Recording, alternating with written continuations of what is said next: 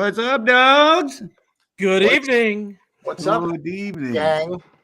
You know, every time I hear that scream from the song before our podcast starts, I wonder to myself, do you think if Danielle Harris heard it and didn't know we put it on here already, she would ever go, like you'd ever hear yourself scream and go, hey, is that me screaming? That's me. I think that's just her seeing one of us naked. That's what she would do. Sorry. Man. Sorry. It's like I can't just scream. I need inspiration. All right, let me lift my shirt up. You sound just like the chick on the album. I wonder, do you guys think she would recognize her own scream like that, though? I don't know. That's weird. I hope so, right? Yeah, I would think so. Well, I digest. I How digest. are you guys this week? It's been kind of exciting because my daughter's got some friends over and it's Sunday night. It makes me realize, oh shit, we're in the middle of a little vacation for everybody. Oh, did your kids started already? Oh yeah. Oh man. Yeah. So I'm sitting there kind of vibing, feeling how cool it was to be on vacation when I was a kid. I'm vibing with them. It's great. Yeah, my youngest is going to be on vacation early. He got hit with the COVID today, so Yeah. With the vid. With the C word. With the vid. But he's fine. That's what sucks. That thing, some of that, you don't even know it, and he doesn't even phase him. Well, that's good. If you have to have it, that's the best way to have it, I guess. That's right. That's right. But hey, I digest. What's going on, everybody here in Halloween? Looking forward to hopefully Daniel will be joining us shortly. And wait for him to pop up on the screen here. So Daniel Farrands confirmed with me that he will be a guest today with us. And if you guys have any questions for him, please throw them in the chat. We're getting so big time. Look at this. We're getting all the big names in there. He was so big time. He did 2 commentary tracks, one on the producer's cut, one on the regular. Yeah, this is true. He did mention to me that he has issues with video when he's doing calls, so it might just be audio. But and he just popped up, so I'm assuming, and I see the curse of Michael Myers' face. So I'm going to bring Mr. Daniel Farrands on to join us. Dan. Oh my God, that's got to be easy to focus. Hey, there he is. It's Michael Myers. Looks like the guy in my hat. Yes. You there, Dan? Can you hear me? Now we can hear you. Oh, good. I was like, oh shit! It's been a technical snafu after the other today, so I apologize. No problems.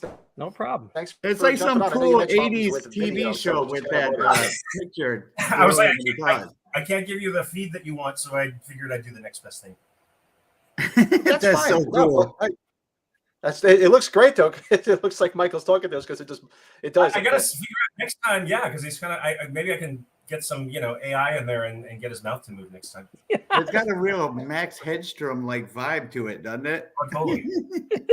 That's great.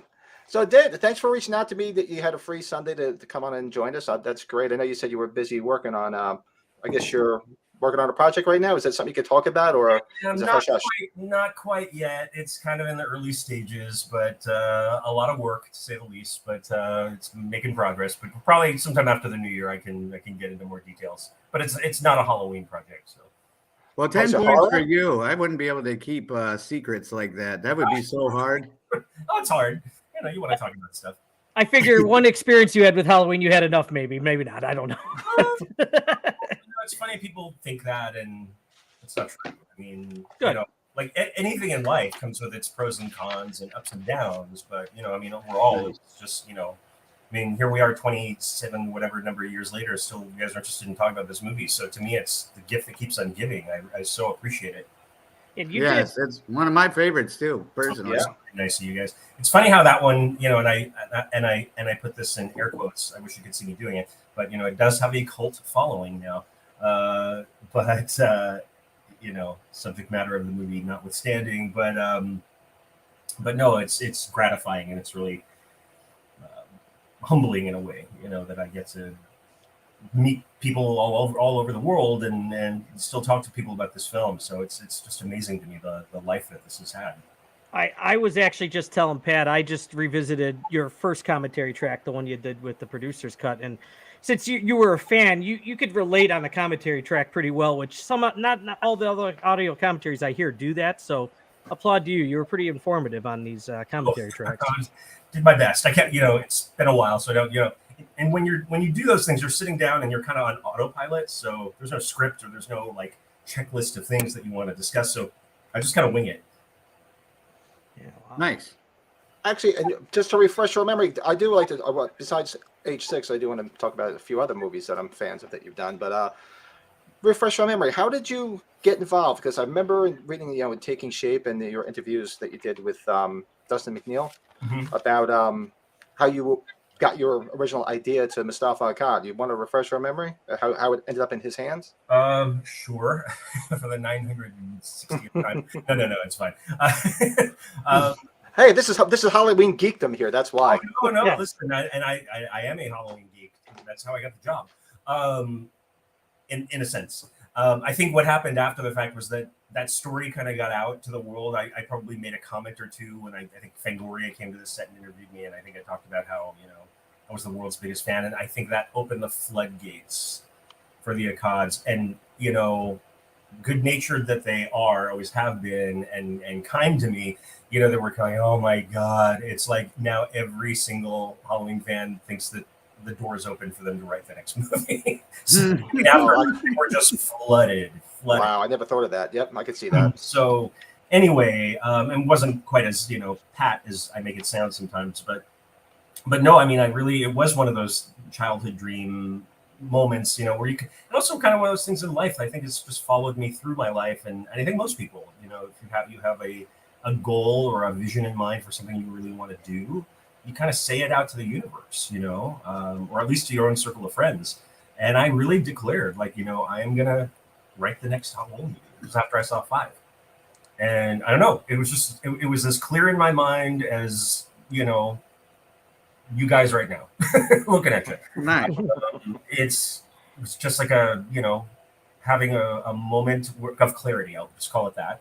And drive. But I had been loving the film since I was a kid. I saw the first film, has their story when they experienced the original Halloween, which will always be the one, the only, the immortal. But it was the first time it aired on network TV in 1981, just a week or so before 2 opened. And we'd all heard of Halloween. It's a couple years down the road since it had come out. So it was 78 to 81. And I was a kid, and I, had heard, from babysitters and kids in the neighborhood who had seen it, and I kind of knew what this movie was, but I wasn't prepared for what I was about to sit through. And it was a moment where the whole family, about halfway through the film, again, it was commercial interruptions and the whole thing, and they all got up and said, no, too scary. And everybody left. And I was left alone in the living room in the dark, with only the light of the TV, and I had a little wired remote control. These are the days of VHS when it didn't even have a wireless remote. You had like a wire that extended across the room. I remember that. Yep. Yep. And I wanted to record this movie. It was kind of like VHS was the new thing. You recorded everything. So I was like, well, I'm just going to record this. And I didn't. It was my logical, brain was telling me, well, you got to get the commercials out of this movie if you ever want to watch it again. So that was my excuse for staying up. But I was ill prepared for the second half of Halloween and the impact that had on me. The best half. What's the second best Halloween movie in your opinion? In your opinion? 2, because All right. it continues the story. It feels like the same night. It's the same crew. It's virtually the same cast. It just felt, and also because you have to remember, I'd seen the original, and a week later I ran down to see 2.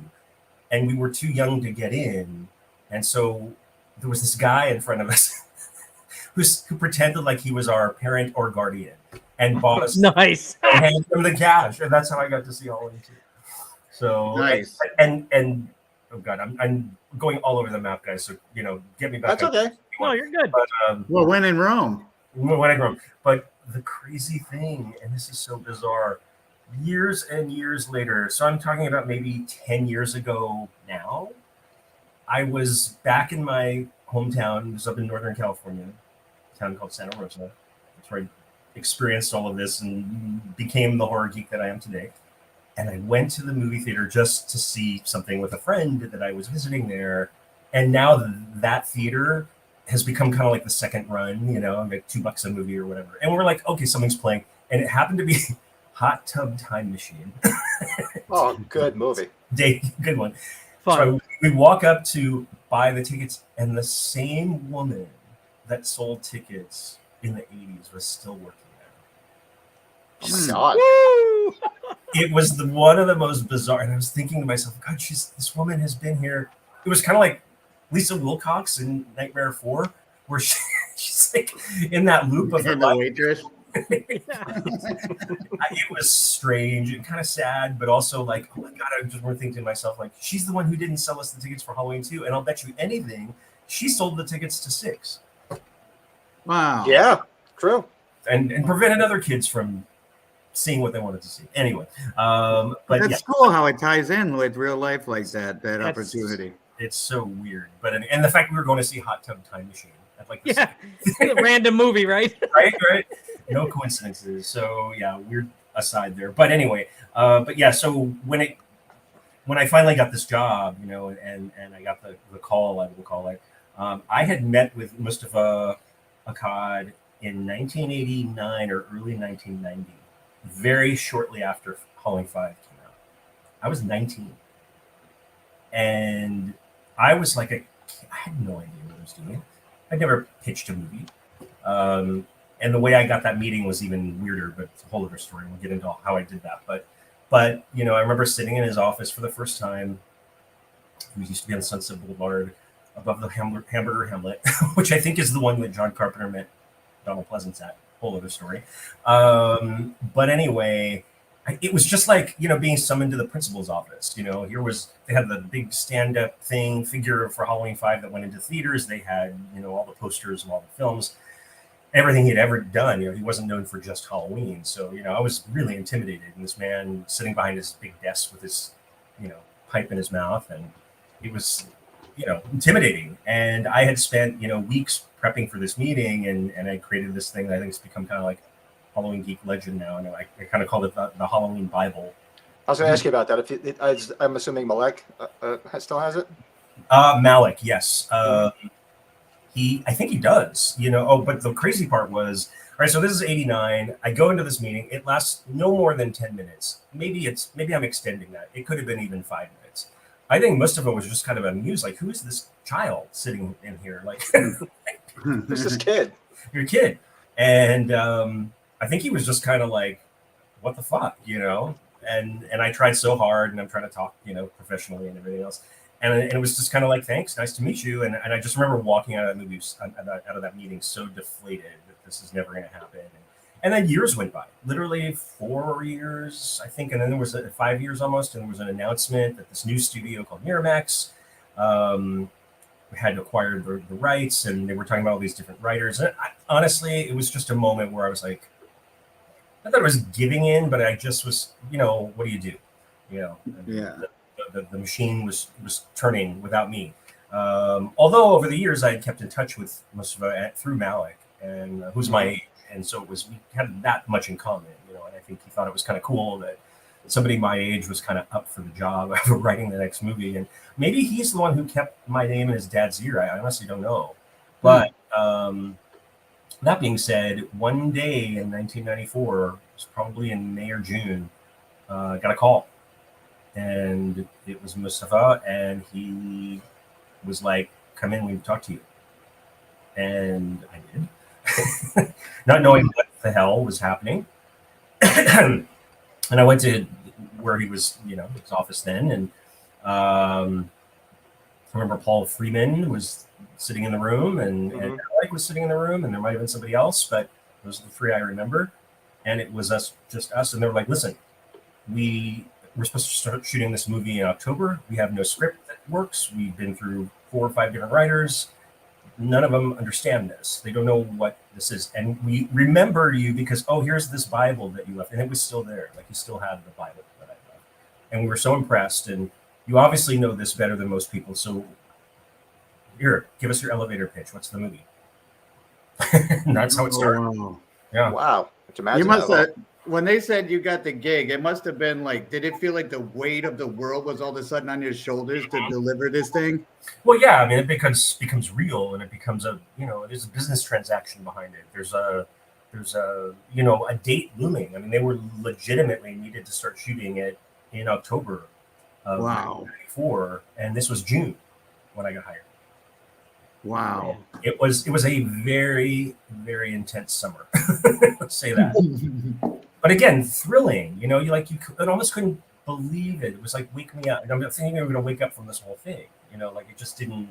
It was so surreal, and it was all happening so fast. And I would say that when people talk about their overnight success, well, they don't talk about the years before that it took to get there. So sometimes it it all happens quickly in reality, but the buildup has been years and decades for many people.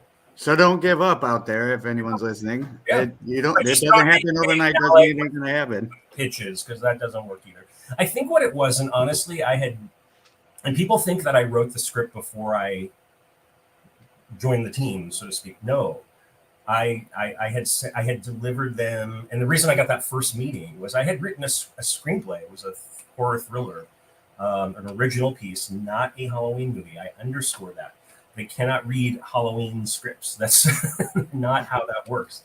And I sent that in to Ramsey Thomas, who was working with us at the time. He was also the producer of Halloween 5. And I somehow, by hook or by crook, I got that script to him. And that's how I got that initial meeting. He's like, listen, we're going to make Halloween 6 in 1991 or whatever it was at the time. And, we're just talking to writers, so come in. And I liked your writing. I thought it was good. So I think you have a handle on this. And that's where it really began. So it wasn't like I had written some Halloween spec script and they read that. Not at all. It was, We read your writing. We think we know you can write. Tell us how you would do this. And, I pitched kind of a very loose idea, not even a whole plot. I remember one of the things I said in that meeting was that second one in 94. I said, what if it's like Rosemary's Baby meets Halloween? And Mustafa instantly went, I see that. Yeah, Wow. that black magic kind of thing, which I knew he wanted to kind of go in that direction for it. And, it had this big cipher, this big question mark of this thing, of this mysterious man in black that, was this cliffhanger. And I was told in that meeting, we don't know who that is. We have no idea. But I get letters every day from kids around the country and around the world of who's the stranger, who's the man in the black hat. And they wanted to know the answer to that. And he's like, we have to deliver that. So if you can give me that, we'll move forward. And that's how it started. That's how it started. So with your original script, because I know there was a lot of cooks in the kitchen just from reading books about it and hearing you talk about it. How much of the not the producer's cut, the theatrical release, how much was taken out of your original script and was not actually put in the film? Look at the two versions. I'm completely different. But is the producer's cuts more along the lines of what with your original script that you delivered? That, I just the tensions were there, because there were, we will call them the studio bean counters. Trying to be nice, who made their presence known at every level. And you have to remember too, Halloween 4 and 5, and even prior, the first movie for sure. 2 and 3 were Universal movies, but I think they were more like pickup movies. I don't think that they had much say in what was going to be made. So I think 6 was the very first movie that had actual studio involvement. There was no real sense of it being an independent movie. We're just these young, Carpenter and his, merry gang back in the day. We're just these kids out, on the streets of Pasadena making this film. And we weren't like that at all. It felt very corporate on a level. I remember very clearly, the first day of shooting, and it was freezing in Salt Lake City. All these executives showed up on the set, and they were wearing Mickey Mouse jackets. It was Disney owned. Right? Because Miramax had just been acquired by Disney. So you have to understand. So Miramax, which was kind of known for being this kind of indie darling in the industry at that time, which was still pretty new. Pulp Fiction had just come out. So That's funny. the fact that they were under the wing of Disney now, it just you could feel it, you know. There was a sense of corporate business affairs going on with everything.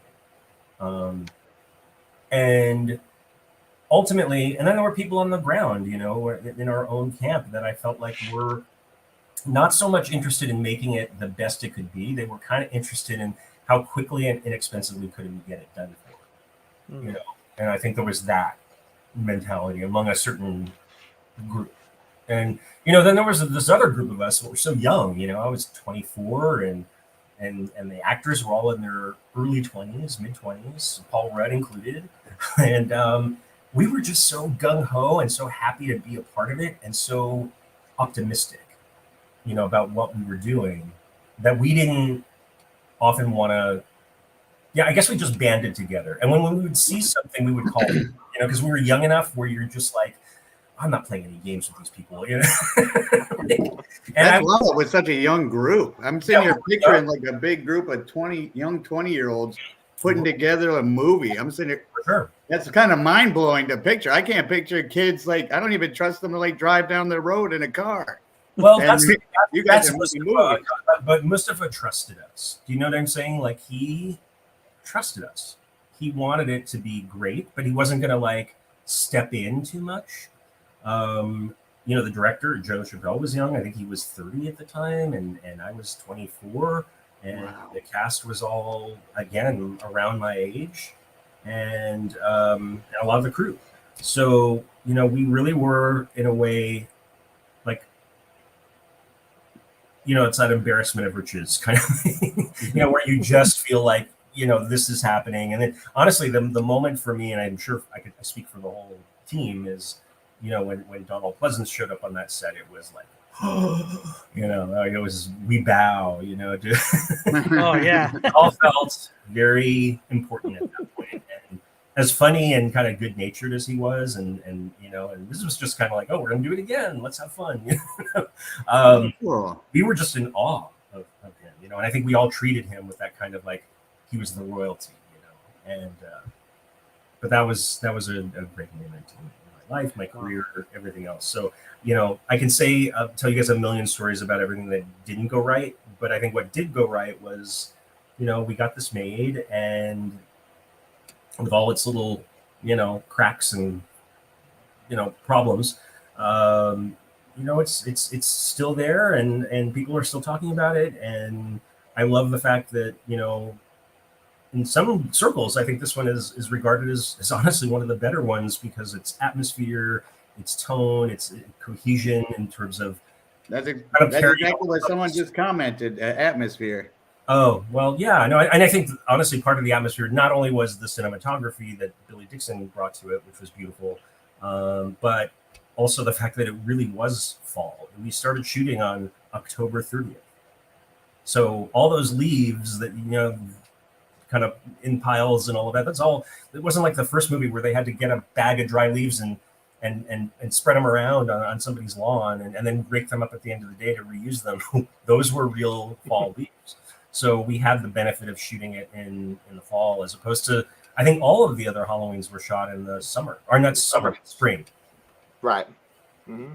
Would you rank The Mask probably one of the better ones too, for that matter, being a part of it? It easily, it has to be. Wouldn't you say so? I think, again, it's kind of become kind of symbolic of the film, and it's very specific to that movie.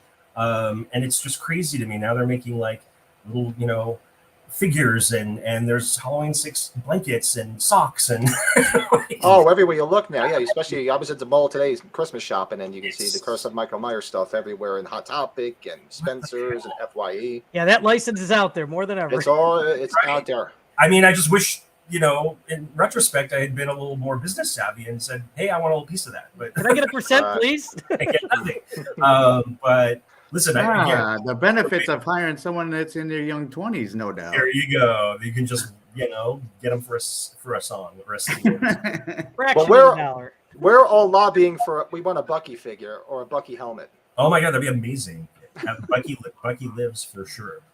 Yeah, we want one so bad. But like, come on, you got to come out with a Bucky figure, or at least the helmet or No, something. Come on. I mean, I'm not going to go into the whole new trilogy and all of that, but like, how come they didn't have like some Bucky Easter egg in there? Like, there could They have been, should have.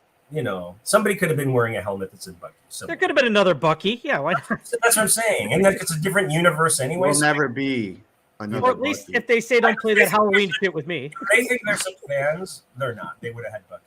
Either that, or somebody could at least had a Barry Kicks Ass shirt. No, that would have been cool.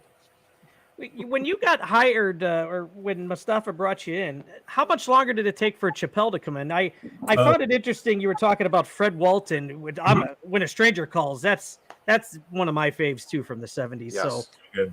I would have loved to have seen that too. But Joe Chappelle, was it pretty quick after you got hired too? No, it wasn't quick. Oh no. It was later. I went through that whole writing process through that summertime, that period I was telling you guys about.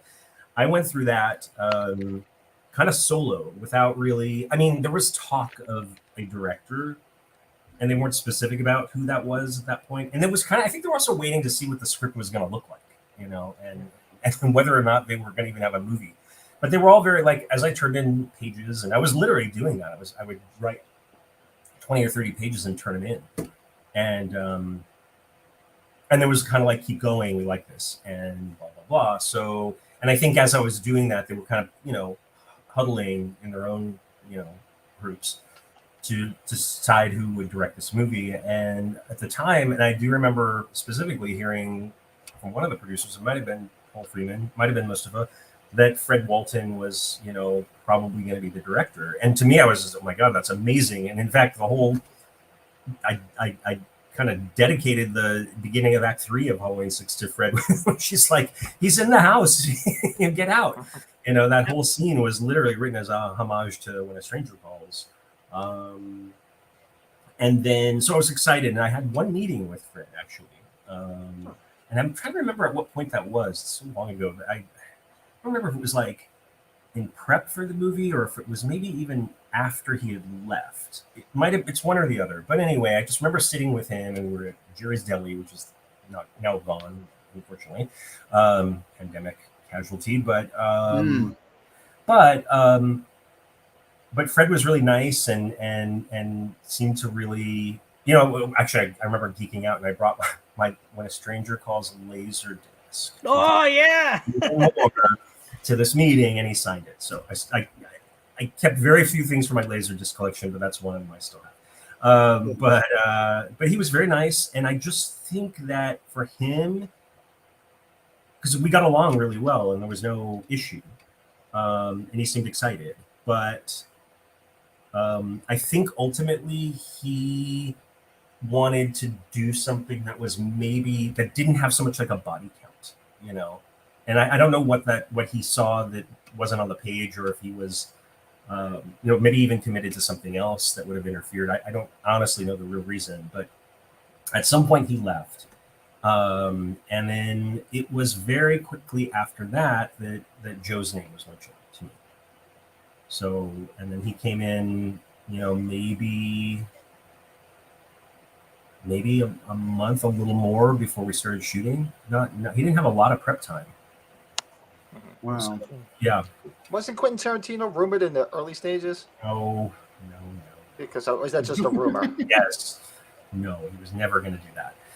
He because that Miramax kind of little, family was kind of forming at the time, and he was part of that, obviously, with Pulp Fiction coming out, and it hadn't quite hit yet. I think while they were developing in 6 before I came in, I don't think Pulp Fiction had hit the way it later did. But they were already, he was kind of in their stable. So I think when they said, "Oh, we acquired Halloween," I'm sure there was some meeting where they said to Quentin, like, "What would you do with this?" And I think he threw a few ideas on the table, but there was nothing any more serious than that. Well, we're doing the best one-liners later on in the show. Okay. The best one-liners from the Halloween movies. What's your favorite lines from the Halloween 6? Oh God. A lot of them stood out, and I have one actually on my top 5 that made it to the list. I have one on my list too. There's so many things said in that movie that was so hilarious.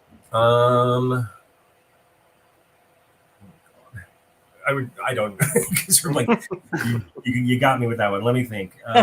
Okay. My favorite line, because I repeat it more than any other line in the movie, is this one. Jimmy. That's it. Nice. Because that's what she sounds like when she says, Jimmy. Here's a good question from. And then she gets hung on the wall. From our friend Steve that usually pops in the chat all the time. He's got a question for you. Oh, cool. Why was the name changed from Halloween 666, the origin of Michael Myers, to Halloween, the curse of Good question. Michael Myers? Yeah. It was never the origin of Michael Myers. That's a misnomer. It was a trailer that went out that I think that the Akkads didn't even know that they were putting that trailer out. And by the time I think anybody realized it, it was too late. But it was never. Never. My script was called Halloween 6, and that's it. And then we went with the 666, but they were shooting this movie in Salt Lake City, which has got a very big Mormon population. And they did not want that 666 logo anywhere near the set of the movie. Oh, So I bet. Jeez, I think the 666 got lost because of that. But I think the origin was never even a discussion. Nobody had ever There you discussed have it, it. suggested it. Curse came about, and this is true, when we were in the shoot, we were shooting, and this is the point where a lot of things were being, with the interference I was telling you guys about, the suits, and I remember one day I was in the production office, and we're in Utah, and I remember going there to print the latest pages of all of these changes that were being asked that I didn't always agree with. But then in the corner, seeing them viewing dailies, which in those days we were shooting on film. So, they would process it and send it back and come in a day or two later, and they'd gather around a TV and watch it. And they were playing the footage of the Barry Sims and the tree bit. And I was kind of like, pages. I remember pages coming out of the printer. So I was just like standing there, like over my shoulder, kind of peering over and looking. That's like footage from the movie. Oh, like I'm kind of like what got more interested. I wanted to see it, and I'm thinking to myself, God, that looks really bad. Like this has to be like some test footage from LA. Like they were just trying things out. Just to me, it looked like a test shot to me. It didn't look like an actual, like you would put that in the movie shot. And somebody turned, and I said, "Oh, that's test footage, right?" And they're like, "No, those are the takes." I'm like, "You've got to be kidding me!" And I was really mad because it looked terrible to me. And I remember Mustafa just glided into the office, having no idea that I was in distress. And he kind of just turned to me, and he wasn't even there to view the dailies or anything. He just liked to stroll around. So there he was, and he kind of with his pipe. So Daniel, what should we call this movie? It should not just be Halloween 6. And, well, from what I'm seeing, you should call it The Curse. And he liked it too, by the way. And he liked it. He's like, I like that. Let's call it The Curse. So that's how it started. That's where it happened just like that. Question I have for you: What made you because obviously this was a part of a question that was in the chat too. Mm-hmm. Obviously, you had to figure out who the Man in Black was going to be. How did you get the inspiration to go back to Dr. Wynn from the original Halloween? A couple things. I didn't walk in with that preconceived idea when I went for that kind of like the big meeting, we'll call it. I didn't have like the answer. I had a feeling it was going to be brought up, but I didn't want to be so definitive that I didn't leave room for conversation. Maybe I was smart enough to know, like, don't be too specific, because they may want something else. But I remember somewhere in the course of that meeting, Mustafa said, "Oh, my son Malik over here, sitting in the corner, had an idea that it would be the head of the sanitarium," and he even wrote some small treatment, maybe like 3 or 4 pages or something like that. I said, "Oh my God, that's a great idea." And I said, not only that, and that's the moment where it occurred to me, like, it should be Dr. Wynn. And they're like, "Who's that?" Explain it. So I remember Paul Freeman, producer, who had done 4. He came in. I don't know if it was at that meeting or maybe somewhere along the lines when I was writing a treatment or whatever it was, because they sent me from that meeting, like, go write a treatment for this. And that was the first step. They didn't really hire me to write it. They were like, go write a treatment and we'll see if we like that. So anyway, so I did that. But at some point in the process, I remember Paul saying to me, well, could it be Michael Pataki, who was Hoffman in 4? That'd be fun. They really kind of pushed for that, and I was like, no, I was kind of I would call myself the Halloween originalist. I was kind of like, let's go back as much as we can to the original. I remember I did pitch Tommy Doyle coming back in that meeting, and they loved that. And at that point, I even said Lindsay. So, and at that point, we probably could have had Kyle Richards. She was, again, probably around our age. So anyway, but there was kind of a Tommy Lindsay thing that I had pitched, and definitely my idea was Win, and I pushed for that, and they were like, okay, that's fine. We don't know who that is anyway, but that's fine. Yeah. So, but I love that the fans know who that is, and I love that it's kind of connected the dots a little bit. And my greatest, wink, wink, nudge, nudge was the old lady, Mrs. Blankenship. Mrs. Blankenship. And which was completely ripped out of Halloween 3. Yep, Minnie Blankenship. Minnie Blankenship. So, and of course, not at one point at any stage of making that movie or pitching that movie did I ever I didn't want to even mention it. I was like, if I can slide this in, that'll be a win. So I slid it in, and nobody was any the wiser or not wiser. And then, after the fact, now I can talk about it. So, which is fine. Well, maybe you're to start putting Easter eggs in these sequels, man. You're an innovator. Well, they have. Yeah, they really have put some in a few of the from the trilogy. There's a few but I feel like Easter eggs. In a way to do it, because 4 and 5 didn't really have them. I feel like they were just kind of okay. Well, what's the next thing we would do in the story? And we can't get Janie Lee, and I remember this very vividly. I wish he was still here. God bless him, so that I could throw it back in his face. I remember in the big pitch meeting that I was telling you guys about, I was about to open my mouth, and he goes, before you start, do not pitch us Jamie Lee Curtis. She is a big star, and she will never make one of these movies ever again. And so I would love it if I could, in some celestial way, about how wrong he was. Anyway. So, actually, yeah, somebody actually had a question that. But then again, he did produce H2O and Resurrection, so he knew she was coming. Well, that's true. Yeah. Yeah. From David in the chat, Daniel, did you have any plans for where H7 could have gone after the curse before the H2O reboot? Yeah, I mean, I've just told this story a bunch of times as well, but when I wrote that treatment, after that meeting, and they said, "Hey, kid, go write us a story." And I went and did that. And by the way, I wasn't being paid anything either at this point. It was just kind of like, oh, if you really want this job, go kind of work thing. For free. You can have it. I mean, it's kind of the thing in the business. You do that. I mean, it's fine. It's. I don't think it's right, but I think it's just the unspoken. Every writer just you got to kind of prove your worth. And at that time, I would have paid them to give me that job. Right. If I'd had a cent to my name, but anyway, I was thrilled to do it, and went off and did that. But when I was so ambitious and excited, and had so much stuff to include, or so I thought, I just kind of wrote the whole kitchen sink, and I turned in this treatment, which I think was something like 22 pages, something like that. It was long, and I sat on pins and needles while they were reading. And I got a call from Mustafa, and of course, at that point, I was like, "Well, no thanks." Kind of like you're fired, even though we never hired you. But I didn't get that call. I just remember him saying, "I like all of this. This is beautiful, but I think what you have is too much. And I think the first half of this is Halloween 6, and the second half, thank you very much, is Halloween 7." So there was almost like enough for 2 movies in there. So.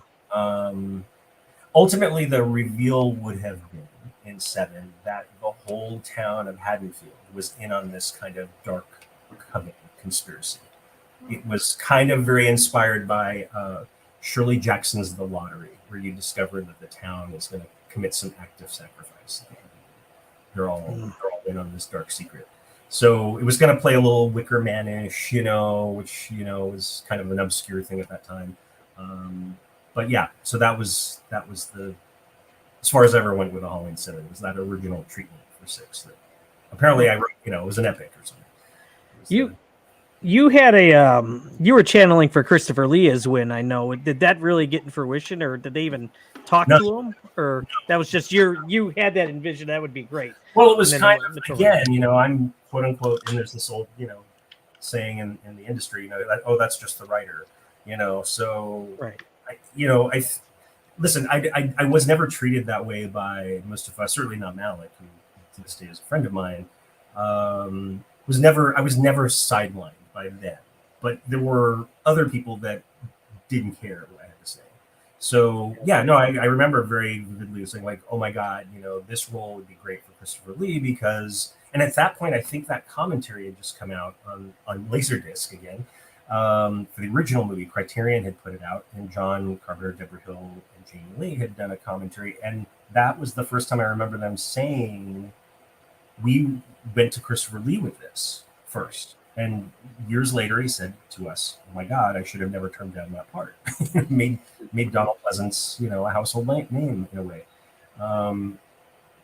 So with that knowledge in my head, I remember like excitedly saying, oh my God, boy, do I have a great idea. And we would put these two kind of titans of, terror from, the Corman years and all of that in this film as kind of like the good and the bad, the good versus evil. And it was all just shrugged off. Like, no. And I remember one of them saying, I'm not naming names, but one of them saying, you're the only one who would know who Christopher Lee is. Oh, little did they know he'd become at the Star Wars and everybody. Well, then there's that, right? So, I mean, again, at that time, it's not like I had any power or any real say. I think Mustafa put a lot of faith in me and my thoughts and choices, but there were other, we'll just call them the nuts and bolts people of the making of the movie that just weren't really open to, I feel like, making it the best version of that we could, even with the limitations we had, weather issues, and obviously budget is always an issue all the time. But I just felt like I didn't feel like I had that one person that was committed to like, oh my God, this is badass. Let's make this amazing. And I just never felt that support. One of the things that we did on our podcast topics, we did a fantasy recasting of all the movies. And for some reason, I thought Win would have, for Frank Langella, he was an option I thought would have been great idea too. Yeah. I mean, listen, Mitch Ryan, and again, God rest his soul, and such a nice man and a lovely human being. I just didn't feel it, I didn't feel it. Never felt it with him. Just because I didn't, in my mind, as the horror geek that I was and am, like I just didn't associate him with something like that, and it just for me just didn't work. But yeah, but Frank Langella would have been amazing. That's a great idea too. That would have been really good. I have a question. Now, I'm a big fan, as all three of us are, and I'm sure you are, of the soundtracks of each film. Did you work with Alan Howarth at all while he was doing it? Again, talk about somebody who was just so game and so nice and, treated me like family in a way, like wanted to hear my thoughts. And not that he had to, he wasn't taking direction from me by any stretch of the imagination, but he was really kind and has always been like that with me. And just kind of open his door and like, come on in, kind of thing. And let me play you some stuff. And, just really made me feel part of the process. And to me, that was even more important than, say, the director of this film. Like Alan to me was like legacy. Right. This is like somebody, like, just leave him alone. He knows what he's fucking doing. Just let him do it. Yeah. Right. And I think Mustafa felt that way about Alan, had a lot of respect for him as well. But yeah, again, he was another person that got sidelined in the whole process of that. Like, I mean, you guys have seen the difference between the two scores, like they went back and kind of included a bunch of shit that he never had his hands in. Just all these crazy, weird executive like decisions that were made after the fact, and weeks before the movie came out. That to me, I just think again served as kind of like the the telltale signs of studio people thinking they know something that the filmmakers don't know. Yeah. But yeah, Alan, I remember, I think he even told me a story after, like later, that was like, yeah, I went in for that second mix when they had done the reshoots and I had all this new stuff, and they were like, thank you, bye, and they basically showed him the door. Just realized that was his last. Wow. It was his last Halloween, I think, too, right? Yeah, he didn't do it after that. We didn't do one after that. Yeah, that was it. Well, I also think because he was replaced, I won't say like officially replaced, I still get the credit on it, but there were some uncredited people that kind of did stuff to the score and added like goofy sound effects and what have you. I think it was just after that. I think Dimension was just like, no, we don't need that guy. So I think it was kind of more on their side. He didn't get H2O or Resurrection or any of the ones that came later. You would think that everybody would know by now, like the music for any of the Halloween movies is a pivotal character in the films. It's just oh my god, unfortunate you hear that. I mean, I think Alan's work was the best in 2. He really was the way he told me, and I asked him questions about that, and he's like, when Halloween 2 was just John kind of delivered all the tracks from the first movie. He's like, just replicate these, put a new spin. And then he would come in and they would adjust and they would redo stuff. But 2 was really Alan on his kind of left to his own devices to kind of just reorchestrate the original stuff. So, but yeah, and it's funny. One thing I do remember that I loved in 6 was that he brought back the Laurie Strode theme, Laurie's theme, and we had that playing. Yeah. And then the studio or the director or somebody, like when they did remix the movie for the changes, they took most of that out. I'm like, please just leave that in. And they're like, no, it's dated. Too many hands. So it's like it's in the movie for like maybe 30 seconds, but it used to play through that whole sequence where Tommy goes and finds the baby in the dumpster or whatever, and like that whole sequence was played with that theme, and it just was haunting and very. It just felt like, oh my god, I'm watching a Halloween movie with a whole new cast, and I was disappointed they took that out. I really fought for it at the end too. I was like, just do me this one thing. Would they really reach out to Howard Stern for Barry Sims' part? I don't know if they reached out to him, but there was, I suggested it, or I think I suggested, or maybe it was one of the producers. I don't want to take credit for that one, but I think somebody along the way thought that would be a fun idea. And but I think it was the Miramax people, and I think they weren't wrong because they were kind of like, we're not going to get him. And I think maybe a call was made to his people and said, and he's like, no, Howard's working on his own movies. He's not going to do this. So, but I think maybe a kind of like pretense call was made, like, hey, would he be available to do a small role in a horror movie? And they're like, no. So, but I did suggest after that we cast Mike Myers. And because I was like, that's hilarious. And it would be him playing himself. Like, it's Mike Myers coming to this town as this guy. And they were like, no, that's terrible. That's stupid. Terrible. We're big collectors. And you literally say that to your face, like, terrible. We're big collectors, as you can tell from all the stuff that we have and the title of this podcast and everything. Do you have anything cool from the movie? I do. I wish I could show it to you guys. I have one of those screen used masks. And wicked! I do, and I have. You guys go onto my Facebook photo album. You'll see all this stuff. I have one of the placards, and it's funny because they used the logo that I created for the Bible, that thing that I left with them back in the early days of all of this. And I created this logo that said Halloween 666, and then I replaced the A in the Halloween with the thorn symbol. And they ended up using that, photocopying it, and then putting it on all the transportation department, all the vans, and so when they would park in the lot, they would know they're part of the show. And they had these big orange and black placards that said Halloween 666. But I remember they sent a bunch of production assistants around to fill in the 2 6s so that the people in Salt Lake City wouldn't see 666. That's probably a good idea. A lot of people get weird about that. Yeah, but I have one that does say the placard that I have, and I think Malik was kind enough to save one for me. He was always nice about that. There was one that was not marked. They hadn't filled in the little thing that said 66 on it. So I have one of the original ones. That is too cool. Is there any piece of merchandise from the movie that's out for sale that you see that's your favorite? Is there one specific? I mean, I have one on my couch. I have one of the blankets, and I sit under it when it's cold. So. Yeah. uh, Yeah, but- they got a couple variations of that one. Is there the one where he's got his arm up higher too? Right. You guys probably know more than I do. I honestly don't. I'm always, surprised. Somebody will email me something like this past week. This figure, this The Trick or Treat Studios one, I think, right? Exactly right. Yeah. I was like, It what? wasn't me.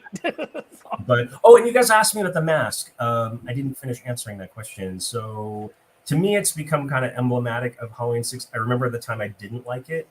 And I certainly had no say in how that was going to be approached.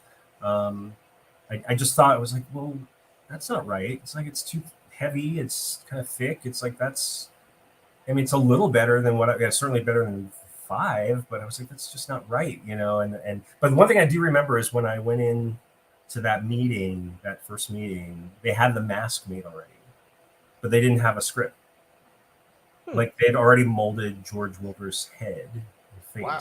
and they actually molded that mask right off of his own face, and then sculpted it to be what it is. But yeah, they had a mask before they had a script on that. Fascinating. Wow. Wild. Actually, I wanted to ask. This is something I've been wanting to ask you. I was chatting back and forth with Nicholas Grabowski. Mm-hmm. Yeah. And he had mentioned you had sent him some scripts to possibly do a novelization of H6. Was that true? It was talk. Yeah, I think we did talk. In fact, I feel like I met him at one of the first Halloween conventions, maybe even like the 25th. I think maybe that might have been the first one. And it's a long time ago now. So yeah, I think we did have a chat about it at one point, and it just kind of never left the station, sort of thing, and never went anywhere. So no, not that I know of. There's no novelization in the works. I think if we had done that, we would have done it already. Sure. I'll. I'm sorry. Wherever.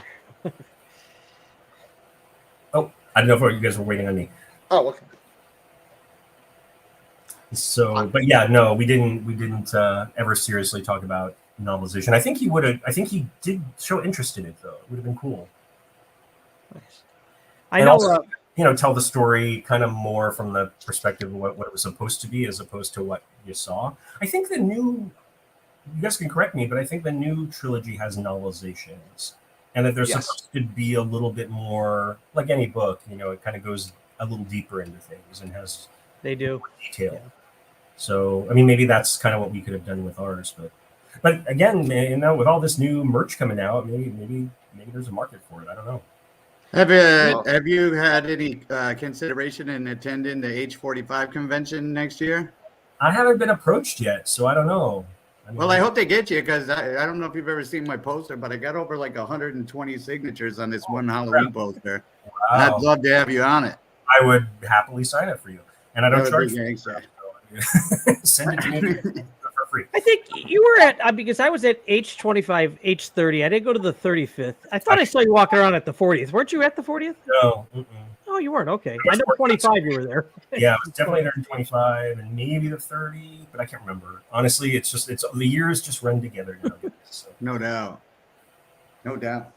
And I will say I met Paul Rudd. He was here in Chicago at a comic convention, and I was so impressed how many people had Halloween things. I would have thought it would only been a small portion. And I think you had said it on the commentary track. I asked him. He's like, hey, I'm not embarrassed by the movie. He was just he didn't like the political stuff. He got annoyed with that, is what he had said to me. We were all part of it. He and I, like I told you, we were the young rookies on the set, and Alec is included in that, group of hooligans that we were probably.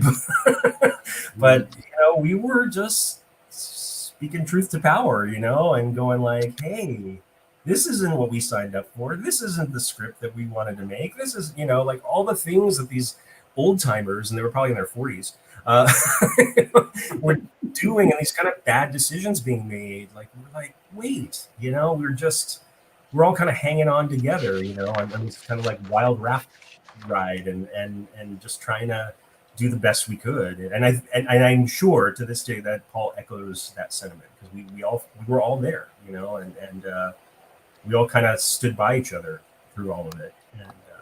And he was just as cool then as he is now, and couldn't be more thrilled for his success. I wish I had, said, hey, let me represent you and Or something, right? ride on that train for a while. But no, it's really cool. And I ran into him I think I've told this story before too, but I ran into him on a flight going from New York back to LA. I think I'd done some convention out there. I was getting on the plane and we saw each other, and it was really nice. We just had a nice little chat, and introduced me to his wife. This is Dan wrote my first film.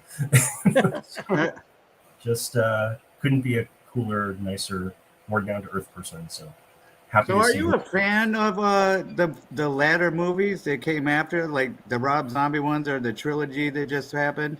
I don't comment on anything post 6, to be honest. It just seems it goes one of two ways. It's either people want me to talk about all the terrible things that I think of it, or and it makes me seem like I'm this bitter, right? Playing along. That's probably smart. True. And I will just say there are things I like and there are things I dislike about all of them. But you've seen them all? Yeah, I've seen them all. Okay, cool. So good. That's good. So, I but would I hate to think like I'm being so not involved. going to tear into somebody else's work.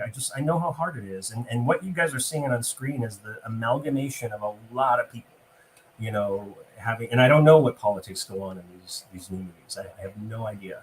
Well, on this podcast, we always look for the positive, actually, because we're huge right. fans. No, I appreciate that, guys. I mean, there's just, we live in a world where people just want to rag on everything and rag on everyone. And hold you to it. I just won't participate in that kind of stuff. I've had it directed at me. I've had it, asked of me to kind of participate. I just don't do that. Do you have an idea of where you'd like to go in the future, or where they would like to go? Or would you not say that? Or what do you mean, like in the creative wise?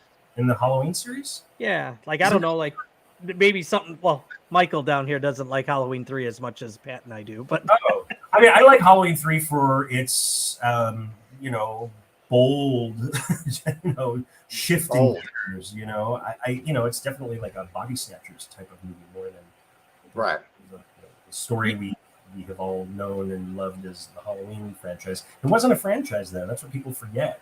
How different it was back in those days, and I think they were just trying something else, and turned out to be not successful. But I think there's a lot of really good things in that movie. And now the movie's more popular than ever. It's got a fan base. Well, I mean, it's true. And I think everything is that way. People take it in with different eyes as they get a little older, or they compare it to other things. And, I think that's good. And I'm happy for Tommy Lee. He's such a great, talented, smart guy that, I think he was devastated when that came out, from what he told me. And it was just hurtful. Well, his book just came out too. He just wrote a book about. Yeah, I heard about it. I haven't read it yet. So did it come out officially yet? Oh, yeah. It's on Amazon because it's hopefully Santa brings it for me. Nice. Tommy Lee Wallace, you so say? I can read it. Tommy Halloween 3. Where's Michael Myers? And again, such an in a way unheralded hero of the original movie. Like there wouldn't be that original. That mask, was his creation. And all the sets, he was the set designer. Did all of them. I don't think that they really had the sets, guys. I think they were like people's houses that they got. Oh yeah, this was the booty traps. There were no, flats being brought in or facades being constructed for that one. I mean, that was as low rent as you could get, and and it shows in many ways. All the little technical problems, like you kind of see them. Along the way, and the bumps in the dolly track, and the smoke going through this flat frame, and the palm trees in the background. But there comes a point where you forgive those things. It's fun looking at. We love those. We love trying to find things like that. Today, I gotta say, and this is just me on my soapbox for a minute. Today, it wouldn't fly. There would be literally 50 podcasters like this fucking incompetent, fucking motherfucking filmmaker, piece of shit, John Carter. Cancel him. Palm trees out, piece of shit. No, seriously. Because that's how they are now. You can't do anything without being and it's just there's such a virus out there, and I don't mean that to sound like picking up on the COVID of it all, but there is a virus out there of pure hatred, of such unhappiness and misery, and they call it toxic fandom. I think it's worse than toxic. think it's dangerous. Mhm. So Yeah. Some people get violent in these. I mean, they do. we're podcasters. We watch other ones. Some other ones I watch, you see people just get violent with each other. It's like, They're guys, really, calm down. painful. They should, and maybe it's a good thing that there's records of all of this, so that maybe one day when they've matured to adult level, if they ever do, they can look back at themselves and see the festering moronic assholes that they really are. So there's just so much toxic shit out there that I don't even participate. I'm so glad that you guys asked me to do this, because I knew this would be, coming from a place of love and and like, It was our pleasure to have you on, my friend. Yeah, It's always super exciting when I heard. Oh, that's so nice of you guys, and it's a thrill for me as well. And again, I am the first one to point out the little problems, and maybe they're big problems with ours, and you can point out things that are wrong with every movie that exists. It's art. Art is subjective. It's all, we all see it through whatever prism, whatever lens we have come to it with through our own life experience. And I just don't understand this kind of vilification of artists and actors and directors and writers. And like, there is just such vitriol out there, and I don't understand it. I didn't grow up with that. I was the kid that like took a bus to a newsstand so that I could see if there was another Fangoria out, because there was no information. We didn't have like that instant feedback, that instant kind of communication that they have now, which in so many ways is amazing, like that we can do this. But in other ways, it just invites in some of the darker elements of our society, and I guess that's about all I can say. Well, it's emboldened people to have access to do the things that normally wouldn't do. Yeah, and it's unfortunate. Tough guys is what you're saying. Well, it also takes joy out of living. It takes joy out of what people are bringing to the table. And again, everybody is going to have their subjective point of view. It's your opinion is not fact. Your opinion is not fact. And so I leave you with that. we talk about it here with some of the movies even we're disappointed with in the series. I try to find the positive things out of it and try to what things did I like more out of the films. Like that title sequence in Halloween 2018 was so cool. Yeah, like Pumpkin is all melted and then it comes back to life. Like, how cool. Yeah, that was very clever the way that. And actually, that was stop motion. That was not CGI from reverse, I think, right? It was done in reverse over like it was kind of like like a time delay. It was a time delay thing. It was that was pretty cool that it wasn't CGI. I think they were just taking frames day after day as this thing rotted, and then they reversed it. That's definitely wow. Actually, I want to take a quick right turn from Halloween to Myers because I'm a fan of some of the other movies too. Especially, I did enjoy both the Ted Bundy movie and the Eileen Wuornos movies, and with both of them, there's remnants of Halloween in it because you're calling one, American Boogeyman, American Boogie Woman. Now, and I'm noticing a pattern. Are you planning on doing any more movies about any of these serial killers? We're out of boogies. I think unless we did Boogie Baby, I don't think there is. No, I mean, listen, Boogie Woman was kind of like, I still kind of roll my eyes. I'm like, really? It was all very, it's one of those things where, and it's the business of this business where somebody lets you make something and then you kind of owe them something, it's that. And I kind of owed them something. And, because they let me do one thing. Okay, you do that. We'll scratch your bag, you scratch ours. And so they wanted to make this Eileen Wuornos thing. And I said, listen, there's nothing left to say about this tragic woman, who, yes, she murdered a whole bunch of people and she was not a good human being at the end of the day. By no means, yeah. She was the victim of so much systemic abuse through her life, and the fact that Charlize Theron had played that role and won an Oscar, and I said, God, we can't do that. There's nothing here to say. And anyway, so it was one of those things I will say I kind of got roped into because I had to. And, we did that movie also, part of my motivation was it was in the middle of the pandemic and people weren't working. And I thought, well, if we can employ a crew of like 40, 50 people. Well, that's 40, 50 people that, maybe are going to have Christmas gifts this year, and I'm serious. Sure. Mm-hmm. So, so that's part of the reason it exists. But that being said, we ended up finding what I thought was an interesting kind of way into that story, was that there was this kind of unknown or not very well explored chapter of poor Eileen's life when she was, barely a 20-year-old, and she married this wealthy man from Florida. Mm-hmm.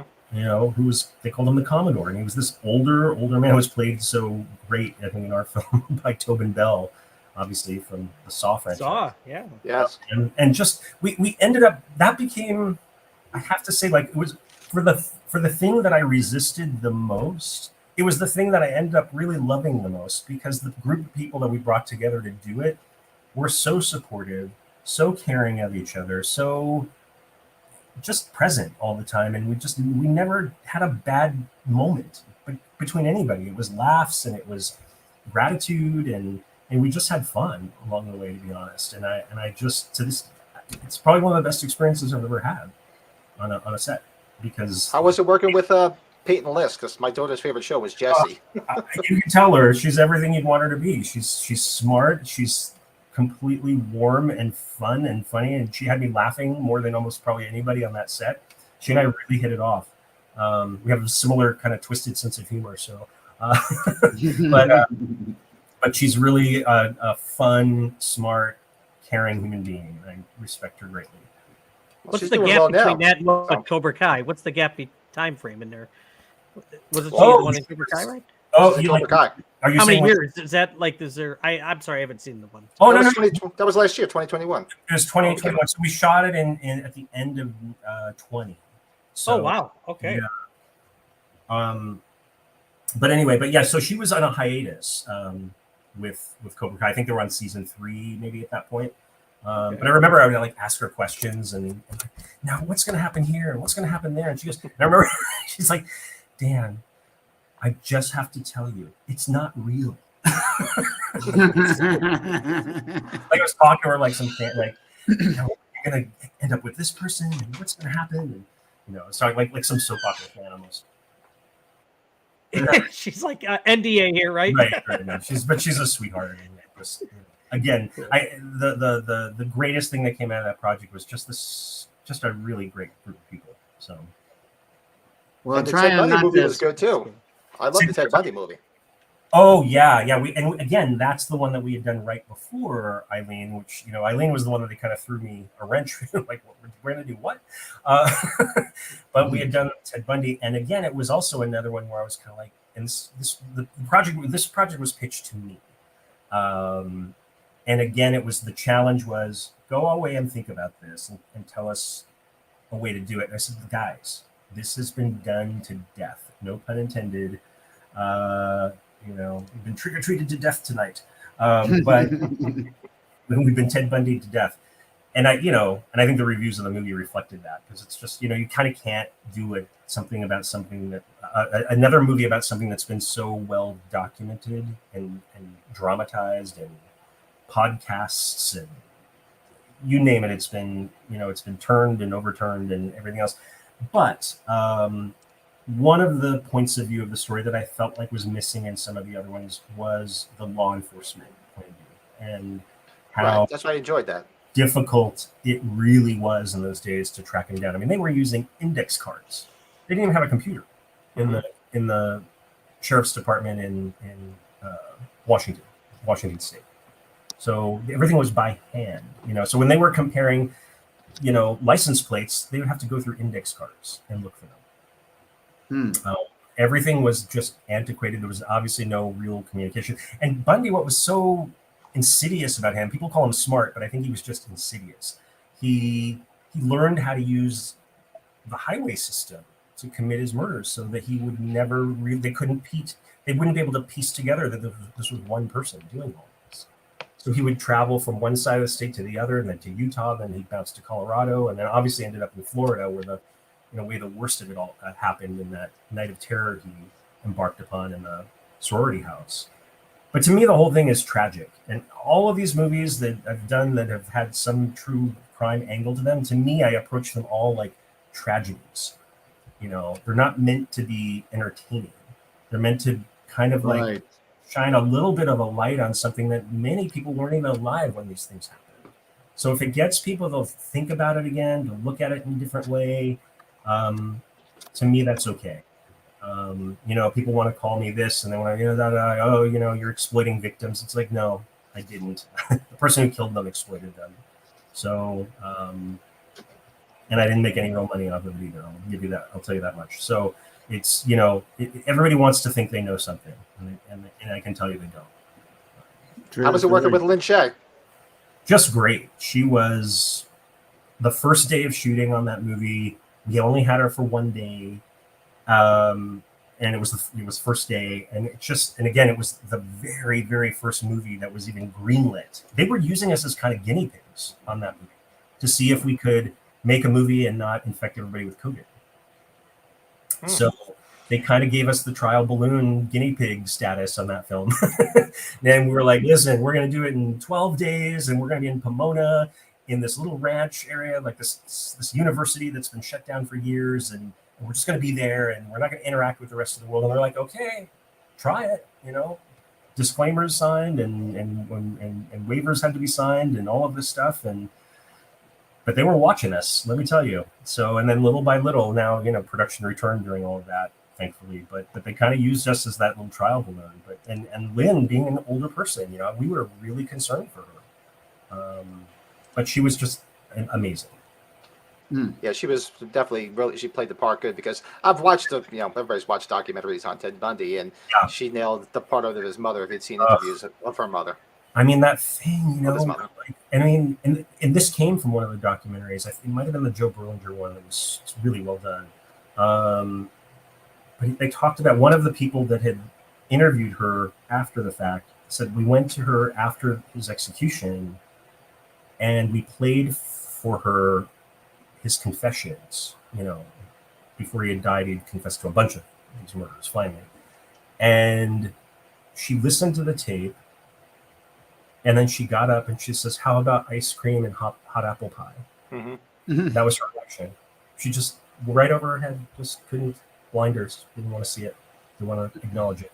Yeah. But that's how the movie, give it away, but like the movie ends with her saying, let's have ice cream and hot apple pie. It's so sad. I was like, to me, that's the saddest thing. Like that you just, and just brings up a lot of questions of, are monsters created? Are they born this way? Are they, I think we asked those questions about Michael Myers. You don't really know. Yeah, He's exactly. Don't. psychopath.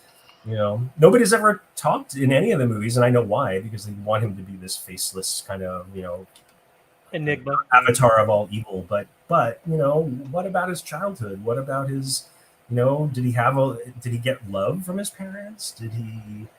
I think Rob Zombie tried to get into that a little bit, but it was also kind of, in a different direction. That I'm talking about the original movie, what would have driven this child to this heinous act. So anyway, but those are questions that are always interesting to me, and I'm not alone with all the podcasts and everything else that people. Oh, everybody's dissecting everything, and I'm just remembering. I watched it a while back, but I do remember being pleasantly surprised seeing Diane Franklin as one of the mothers. Yeah, another person who's just, and she came back and she did a little role for us in the Ted Bundy movie as well. And her daughter is in Ted Bundy as well. She looks just well. Oh, her daughter. Who was her daughter in the movie? Her daughter was she played Carol, to the young woman who gets abducted by him. She's outside the mall, and he them. And then she's the first. Carol Durant was the one who gave the first eyewitness, kind of like they had arrested him, and she identified him in a lineup. Actually, she said that's the guy, because she was the first one to have escaped him. He tried to handcuff her to the wheel and all that. He was gonna do to her what he did to everybody, and she fought him off and jumped out of the car, and she escaped. But it was like months later after he was arrested on some other thing, and she ID'd him.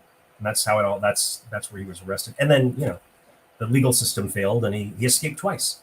Twice, I know, that's And I have to ridiculous. say, making that, the boogeyman, you brought it up, and I just thought, how interesting. And it wasn't when I was writing it and all of the things that were going on when you're making a movie. It's just nuts and bolts and how many days and all this stuff. But it occurred to me like the parallels between the Ted Bundy murders and Halloween. And I wonder, because that was going on, it was in the news, it was in the zeitgeist when that movie was made. I just wonder if, and I've never heard this discussed or brought up in any interview with Carpenter, whether that was ever an influence or something. Maybe if it was in the back of his mind, this killer, he drove a car, he kept escaping and going back and terrorizing these young women. I mean, there's a lot of parallels. We're getting some Rob Zombie movie hate in the comments here. We're staying positive, damn it. And listen, I think there's things that I didn't love about that either, but again, he took a big swing and did something a little different. I think that's the problem, is like, they call these movies franchises. I think the reason is, because I kind of don't like that word, but it's kind of true. You don't go to McDonald's to get a Whopper, right? you go for the Big Mac. So you kind of can't recreate what it is that people expect when they go. Like, Halloween is a brand, and it's what people expect. And I think when you do things, I think we did it. I think Rob Zombie did it. I definitely think Tommy Lee did it. When you go too far afield of what people expect it to be, it creates this kind of resentment. Well, and what's the fun with being the same all the time, though? It's got to be different somehow, right? I have the advantage and, in a way, the luxury of being pre-internet, and I mean just pre-internet. I think we had like Prodigy in those days, and my old friends Bruce and Brian from the original Halloween website guys, they'll remember it well. Dial up. It was. So we didn't have that. I never felt the pressure at all, because I thought, oh my God, I think I'm the only Halloween fan in the world.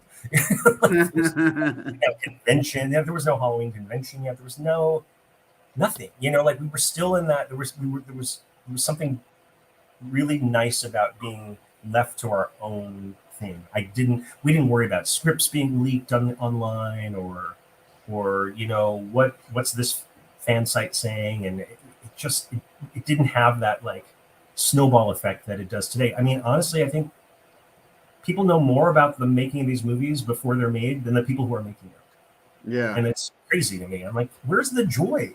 Where's the surprise? Where's the anticipation? If you're going to nitpick everything, every choice that's being made before it's even brought to life. So I don't know. It's just, I definitely am from a different generation, and I can hear myself talking like, oh, that old fucker. I'm the same. Believe me, I'm right there with you. But anyway, guys, so that's me being on the pulpit for a bit, but honestly, I miss the simplicity and the joy of what it was when we did Halloween 6, because we didn't face that kind of preemptive strikes that these angry fanboys, I'll call them, and girls, often display. And I just wish they would. Can we all just get along? Social media's got its plus and minuses, and it does have its pluses, and I don't mean to be that guy. But the minuses is bad. It's just the minuses are so bad, and people have just taken it so far. The death threats and it's just crazy. Yeah, no doubt. I've told these guys before, like when I first saw Halloween 1 and 2, I was 7 years old, and it was right when Halloween 4 was coming out, and we had no idea they were making a Halloween 4 until I saw the trailer in the theater. You didn't know. Or not in the theater, on TV. Yeah. It was awesome. I was like, oh man, you was couldn't nice surprise. It, right? No, exactly. We didn't know. Again, that's why I was that kid who jump on the number 4 bus in Santa Rosa and go to down to the newsstand downtown to see if the Fangoria had come in, because it was published in those days, I think, like 4 times a year, maybe 5, and. Was it monthly back then yet? Okay. No. It was definitely not monthly. And I returned to the Terror Teletype page, what's being made. That's all we had, but there was an anticipation in getting on that bus and searching for the magazine and thumbing through the pages. Like, there was something to be excited about. It was kind of like a Christmas morning thing. Now it's like, you know what your present is on Christmas. Well, what fucking fun is that? Right.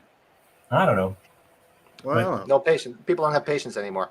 I'm not saying I'm the most patient person in the world, but a lot of people don't have patience. It's now. I want it now. Need to know. Right. Yeah. It's now.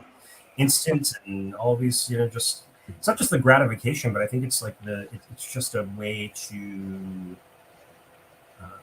spread kind of like I've called it a virus because I really believe that it is. It's contagious because one person apes what the last person said or thinks. And I think that's kind of how we ended up where we are as a country. Definitely. That's right. This is absolutely. I am so good that you came on, my friend. I won't go down now. So, but anyway, guys, but seriously, no. So tell me about each of you and your collections and stuff. I'm curious. I'm seeing some good stuff back there. When did you guys start collecting? Oh, too long ago. Oh, I yeah. can honestly say back in. I started back in the '80s but back then there really wasn't anything to buy except maybe like my big passion is anything related to the movie, promotional stuff, and because that's where I really started because that's all you really could find at the time because Halloween was big, but it wasn't like it is now, and they weren't pumping out new things every single day. You can just go into a store and buy a Myers figure. It's just crazy. I It's remember just crazy now. Yeah, I mean the first mask that you could get was called like the mask. From The Mask. Yeah, from that was before Don Post stuff then for him. It was actually made by Don Post. But it was made by Don Post. Yeah, it was Don Post. I don't know. In fact, I think I have a picture of me wearing it. I'll have to dig it up. And it was a terrible mask, but it was like, oh my god, like you couldn't kind of like you were so excited there was something kind of like Michael Myers. Like I just look at those rows of masks behind you guys, and I'm like, wow.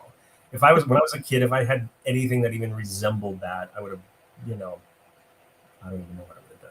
It wouldn't have been pretty. That's how we feel too. That's why we buy it as adults. We couldn't buy it then. We didn't have the money. Well, yeah, Trick or Treat Studios makes it affordable. Like before, they were a couple $100 a piece.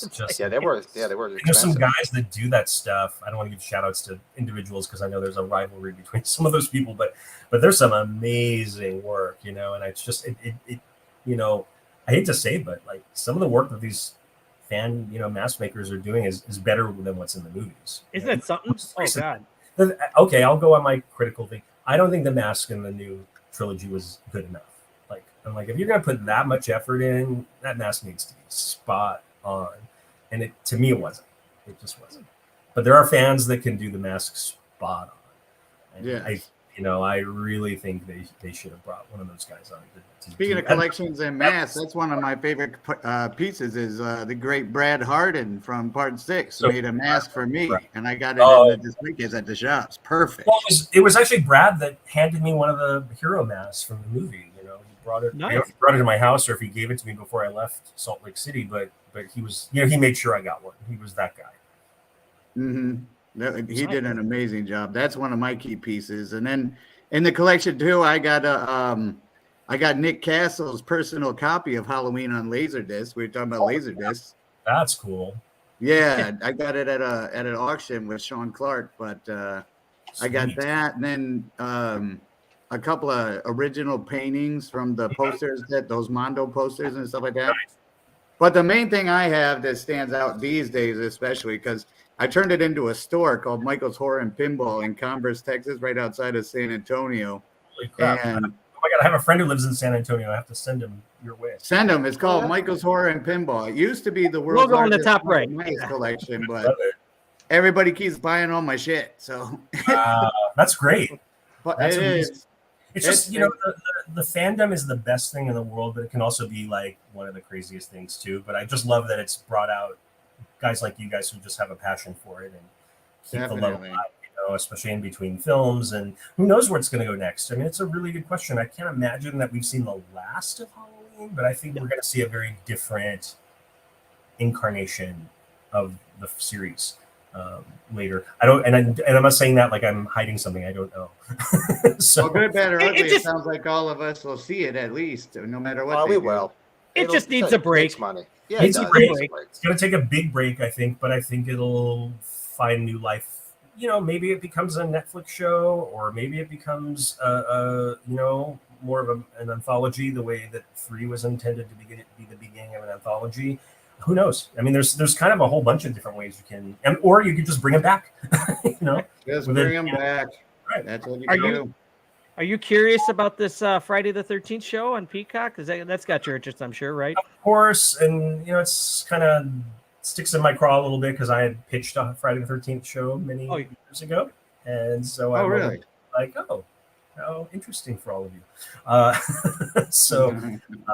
But you know, I think my good buddy Tom McLaughlin, who wrote and directed, I think one of the best Fridays, their part 6 is a really good one.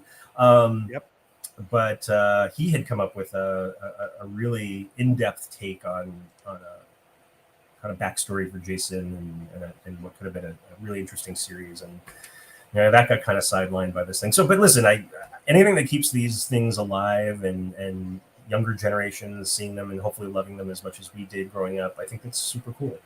Amen to that. Well, they're supposed to have a new one next year because remember they had a little teaser thing come out that they were supposed to have a new Friday the 13th movie next year. Sean Cunningham had put it out. I don't. When was the teaser? Because my information. I thought it was just the show for now. Yeah, there's no feature in the works at this point. That's the information I have. It's a little bit off. Maybe because I remember seeing that. Maybe it fell through or something. Something was out there, but who knows? Well, you know, I don't know if you guys know, but the wait, the internet was wrong. Wait a second. What's that? The internet was wrong. Wait. Oh my God! Yeah, I can't even believe that. But no, I think, and I'm sure you guys are aware of the ongoing years-long lawsuit between Victor Miller, who wrote the original movie, and then the Cunningham, right? Yeah, Cunningham camp, and it just ended up in a huge mess legally, and ultimately it got resolved. But I think there are still questions about where the bodies are kind of, no pun intended, but kind of where they landed and how it's going to move forward. So, but I mean, from what I know, the show is moving forward, and it's going to be really interesting. I mean, and I kind of know what the premise is. I can't say because I know it will get out and it'll spread everywhere. But I think it's an interesting take. And if I had a chance to write and direct an episode or two, I'd jump at that. That'd be a lot of fun. Nice. That would be wicked. Yeah, Crystal Lake Memories is great, so I'd love to see it. Well, thanks, guys. Yeah. Again, that was such a labor of love. I mean, we did that as fans, purely as fans, and we had no backing whatsoever. It was literally us just making it ourselves and calling in favors. And it started with Never Sleep Again, the Elm Street Legacy. That was the first one we did completely independently. And there was just, again, joy in that because it was with friends. It was among people that I love and respect. And it just kind of picked up speed, like one, we got Heather Langenkamp involved, and then she called 2 friends and they called 2 friends. And, it just kind of built from there. And we made this thing that I feel like sort of stands as kind of like a time capsule of the Elm Street films. And, we had Wes, before he passed, and it's a hard one to rewatch because he's not with us anymore. So he was so gracious and generous with us that it's a tough one. Yeah. But proud of that work. That was something that I worked with Peter Brackey on his book, Crystal Lake Memories. And then after Never Sleep Again, I was like, we really should do your book as a documentary. And that's kind of where that started. Oh, that's really cool. Yeah. Nice. Yeah. It was a lot of fun. Really cool. A lot of, it's a lot of, it's nice to say it was a lot of fun now, but at the time it wasn't. It was like absolute mayhem. I'm sure. How do you do a 4-hour documentary with no money and no backing and nothing, other than just us throwing in our time and resources? And we pulled that one off, and I was like, well, what do we do next? How about 7 hours on Friday the 13th? So that was a painful but ultimately gratifying experience. David Irwin says Daniel should tackle a Halloween franchise documentary. Ask that all the time. I appreciate the question, man. I've been asked it so many times, and here's my sort of, I don't mean to sound cynical, but like, what else is there to say? Yeah, what else has it's been all brought up, right? Yeah, that's the problem. Like when we did those, especially when Peter did his book, none of this stuff existed. Like now there's a special edition about, whatever, the janitor's cut already, So it's like, Halloween has been covered and covered and covered. It's just been there's been so many documentaries, special editions. They've interviewed everybody. I don't know what more I could bring to it. You hear the same stories all over again. I bet there's a lot of people that were the actors that would take that approach. Like, are you seriously asking me these same questions again? Yeah. That's how John Carpenter reacts. I mean, it was I'm sure.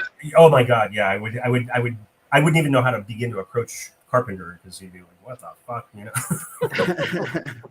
Again, this They're gonna ever end, But Well, I listen, couldn't imagine. I do these conventions with these celebrities, and I get a lot of them to our shops and things down here. right. And you watch them, and they just get asked the same question every 5 minutes for like 8 hours straight when they do these things. And again, most of them are so gracious and so kind of fans because they know, and I know, like I wouldn't have a career. I wouldn't have had that, like you guys even asking me to do this all these years later. It's just, you rely on that fan base to kind of keep it going. Keep it going. I think, we all have a lot of love for that. And I know I can speak for Alec and I can speak for all the people behind even the new films because I know they feel the same way. They're just, but I think, there comes a point where I feel like the information's already out there. I will say it would make a nice little, like, I don't know, like maybe we could do a box set eventually of like the Nightmare, the Friday, and the Halloween, and you have a nice little case. Yeah, that'd be wicked. There you go. That would be nice, but right now, no, there's no plans to do it. Okay. have you ever met Carpenter? I have, a couple times. And how was he? I know he's a little bit of a He's as curmudgeon. cool and as surly as you'd want him to be. Yeah, I tell you just got to talk to him about basketball and video games. That's right. If you talk about that, he's your friend. If you talk about anything else, he's like, leave me alone. No, he was nice. He actually, I sent him probably via his assistant, but I got a direct response from him. I think I still have it somewhere. I'll have to dig it up someday and show it to you guys. I got a written response from John when we were making 6, because I'd asked him where the location was for the Smith's Grove. So we could maybe get an establishing shot of it to be like, oh, this is the same place. And to be really cool. Not that the bean counters from Miramax would have ever let us do it, but I was just curious. Like, we can go down there and like second unit shoot an exterior of that original location, where Wynn and Loomis are walking out. And he wrote back to me. He wrote me a very nice, note. And he goes, I think it was the Lavina Surgical Center and such. I don't remember where it was. Some fan will know better than me. And, that's how we did it. And we only had this many days. And, he wrote me a nice little, business letter, Wow. I guess. Yeah. So, and Deborah Hill was just incredibly gracious to me, always. God rest her soul again. I can't believe how many of these people we've lost. Yeah. But just when I got the job and I didn't even know how I had run into her or whatever, but she actually called me and said congratulations when I got hired. That's Oh, awesome. that's cool. And she's like, and I remember her saying kind of like, John and I kind of have our own feelings about these movies now. Because, there was certainly some bad blood, I think, between some of the business partners there. But she's like, what I love is that it gives new people like you a chance to get your foot in the water and your foot in the door, and Wow. that's fantastic. So she's like, do a great job so they can make number 7. I'm like, well, Yeah. kind of did. That's right. Yeah, she went too soon. That worked. was unfortunate. She sure did. Yeah. She was a real, and even when she passed, she didn't pass in the best. We don't want to go the way she had to go. It was not good. She had. I don't know if she had undiagnosed diabetes or what happened with her, but she ended up losing her legs. It was cancer, I thought. No, it wasn't. There was a little bit of a bunch of things, I think. I think Yeah. cancer was one of them, but she did lose her legs, and she just never stopped. She was still, grinding away at the American Film Institute and teaching there and developing projects, and she never, nothing ever hindered her. She was just kind of like, fuck it, go until I can't go. Yeah, her and Mustafa the same year. It's Same just- year. ooh. That was crazy. I know. Yeah, That one hit hard. That was rough. Actually, here's a question for you from have all of the scenes shot that weren't in either producers or regular cut been shown from all the various copies and special editions? Is there anything missing that hasn't been shown from the H6? That actually really is a good question, and I don't know if I've ever been like specific. There's a couple. I wouldn't say scenes, but there's a couple of moments that didn't make either cut. I feel like there was a lot. There's this one line of dialogue, and the only place you can see it is on that, what you guys were referring to much earlier in this call was that origin trailer, the origin of Michael Myers trailer that was never really, nobody knew they were releasing it apparently, and certainly not with that title. But there's a line of dialogue that Loomis said, I've written from it, Donald had delivered in his usual amazing way. But I think it was something like, I knew what he was, but I never knew why. I think that was in a TV spot too, wasn't it? I thought it was in yeah. I thought Yeah, it was I don't know if it made a TV. Maybe you guys are right, but I just know that it made that original trailer, and it never made either cut of the movie. And I always liked that one because it was vague and kind of mysterious in the way that Loomis would put these things out, and just the gravitas that he would deliver. Well, we got one-liners to do on the podcast here today too. Okay. That's exciting. We'll jump in on some one-liners here pretty soon. Is there anything else you want to say, my friend? This has been like the coolest thing to have you come on with us. You guys too. No, we'll have to do it again, when I have something new and exciting to talk about. But yeah, it'd be awesome. Absolutely. Yeah. Reach out with when you can talk about, whatever project you're working on next. I'd be curious definitely to see. will, you guys. And honestly, thank you for the kindness and support, and just kind of giving me a little forum to stand on my little soapbox for a couple minutes there. But no, listen, It was honestly, our pleasure. Halloween 6 was the thing that gave me a start. I never look back on it with anything but kind of love in my heart now, and gratitude for everything that I was given as a result of that. And just honestly, I just feel thrilled and honored that it's still, there's toys, there's blankets. It's everything. Yep. Never ever would have seen that coming in a million years. It's just, it's kind of a gratifying little, I don't know, punctuation mark at the end of that sentence, and that I did that, and I think it's also kind of my own story of being having a lot of perseverance and being very persistent, and having a real sense of what you wanted to achieve.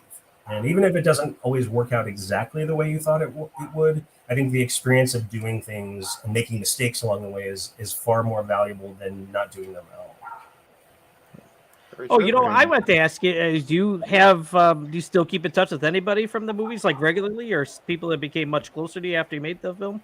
I wouldn't say regularly, but we do keep in touch. With Marianne Hagen and I absolutely, are she's like, I look at her as like kind of extended family in a way. I haven't seen her in quite a few years, but we have kept in touch. We did the recent commentary together, so that was really awesome. And social media has been great in that way of kind of keeping us in touch. But Paul, I wouldn't say we've kept in touch, but I ran into him that one time with you guys. And Malik and I would say out of everybody from the movie, Malik, Akkad, and I probably have been in touch the most over the years. That's really cool. Well, I look forward to the day when I get you to sign my poster, my friend. Oh yeah, we hope to see you in October. I hope you're there. So yeah, hopefully you're there. The only thing that would prevent me is if I'm out of town working on something else. But I will make best efforts. Awesome. Well, I pray you are there. That'd be fantastic. So what next? Thank you so much, my friend. Yeah, my pleasure. My pleasure, always. And I hope you guys have a great holiday as well. Yes. Yeah, have a great holiday. And definitely reach out to me again. Love to do it again.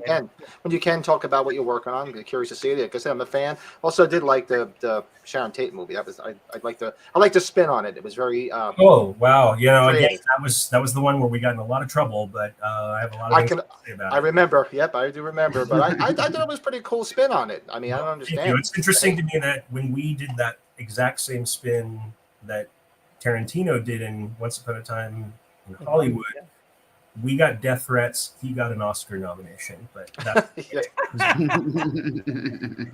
that's like that. That's like when Gandhi and ET came out. ET had all the cash. Gandhi had the Oscars. Right. Well, we didn't make all the cash, but yeah, again, I look at all of those things as nothing more than they're not meant for entertainment. They're meant for kind of memorializing as well as shedding light upon, and also I just don't like movies that shy away from the reality of what that was, and the thing that offends me more than movies like that are people that wear Charles Manson t-shirts like he was a superhero. Yeah. That's right. That's so that to me, if you want to take offense at something, point your finger there. not in a movie that honestly made Sharon Tate out to be thoughtful, loving, caring, intelligent, and honestly, at the end of the day, unfortunately, wasn't the master of her own destiny, but that at least in our movie, we kind of gave her a bit of a fighting chance in a kind of a netherworld and sort of an afterlife kind of way. And the whole movie was intended to be a dream within a dream. It was never intended to be real. It was never intended to be a biography, but people just ran with the internet hate train, got aboard and off they went. So with most people who didn't even see it, but they were just, just deciding that we're all horrible human beings and we should be killed. Because we literally got death threats. But that's sadly the way the world works nowadays. But listen, no, that was another great experience in terms of the people that were involved, and I was, I think you take on big topics like that, you expect a big reaction, but I know why I did it. I know what the movie says. I know what it's about, and I think at the end of the day, that's the most important part. And I think those people who, like you said yourself, you looked at it and you understood kind of where it was coming from and where its heart was at. I think you can see it through not such reactive eyes. Yeah, like I said, it was an interesting take, and a movie is what it is. It's a movie. It's like, guys, it's a movie. It's a movie, but it's also, I think again, it's based on some, horrible, horrific, tragic story, and we didn't take it lightly. We weren't trying to exploit it. We weren't trying to belittle anybody involved in that tragedy. Certainly not making a bunch of money off of it. But I think it's just, again, it's a kind of the symptom of the world we're living in now. I think is that people want to jump on the next thing to hate. I think the director of the Marilyn Monroe movie Blonde that came out this year is getting all of that. I have to see that knee jerk kind of hatred this year. So they gotta jump on the bandwagon and hate somebody. So, okay. Of course. There's always somebody. There's always somebody. I just give my wave. I'm like, well, my old pal Betsy Palmer would say, those who can't do, criticize. There you go. That's the approach. Well, all right. Well, we'll let you run because we don't want to take too much more of your time. Thank you, Dan. We really appreciate your time. My pleasure, and best to all you guys. Happy holidays. Stay safe, and hopefully we'll catch up soon. Don't be a stranger. Yeah, get your video fixed. We want to see you next time. I know. Yeah, I will. I promise we will. All right. We look forward to it. Take care. Cheers, guys. my friend. Take care. Have a good one. Bye-bye. Man, what a cool guy. That was awesome. That was awesome. I love when you get so much more information than you could have ever asked for. Michael's like the encyclopedias. Here we are. I was sitting there going, it's mind blowing how I'm convinced we could talk forever.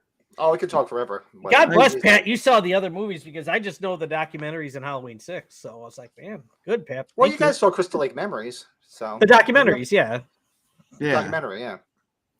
Yeah, the other movies, they're a fun watch. The Ted Bundy movie. That's why I was asking them, because I thought, like, is this going to be like a series? Because one's, was a Ted Bundy American. Then he called it Ted Bundy American Boogeyman, and then Aileen Wuornos was American Boogie Woman. I'm like, oh, that's why I was like, is this going to be like another one? You're going to be going to like John Wayne Gacy or something? My daughter is like, she's taking forensics in school. She's fascinated with serial killers.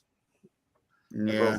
Yeah, that is kind of sick. I put yourself in the position of the victim's family. You know what I mean?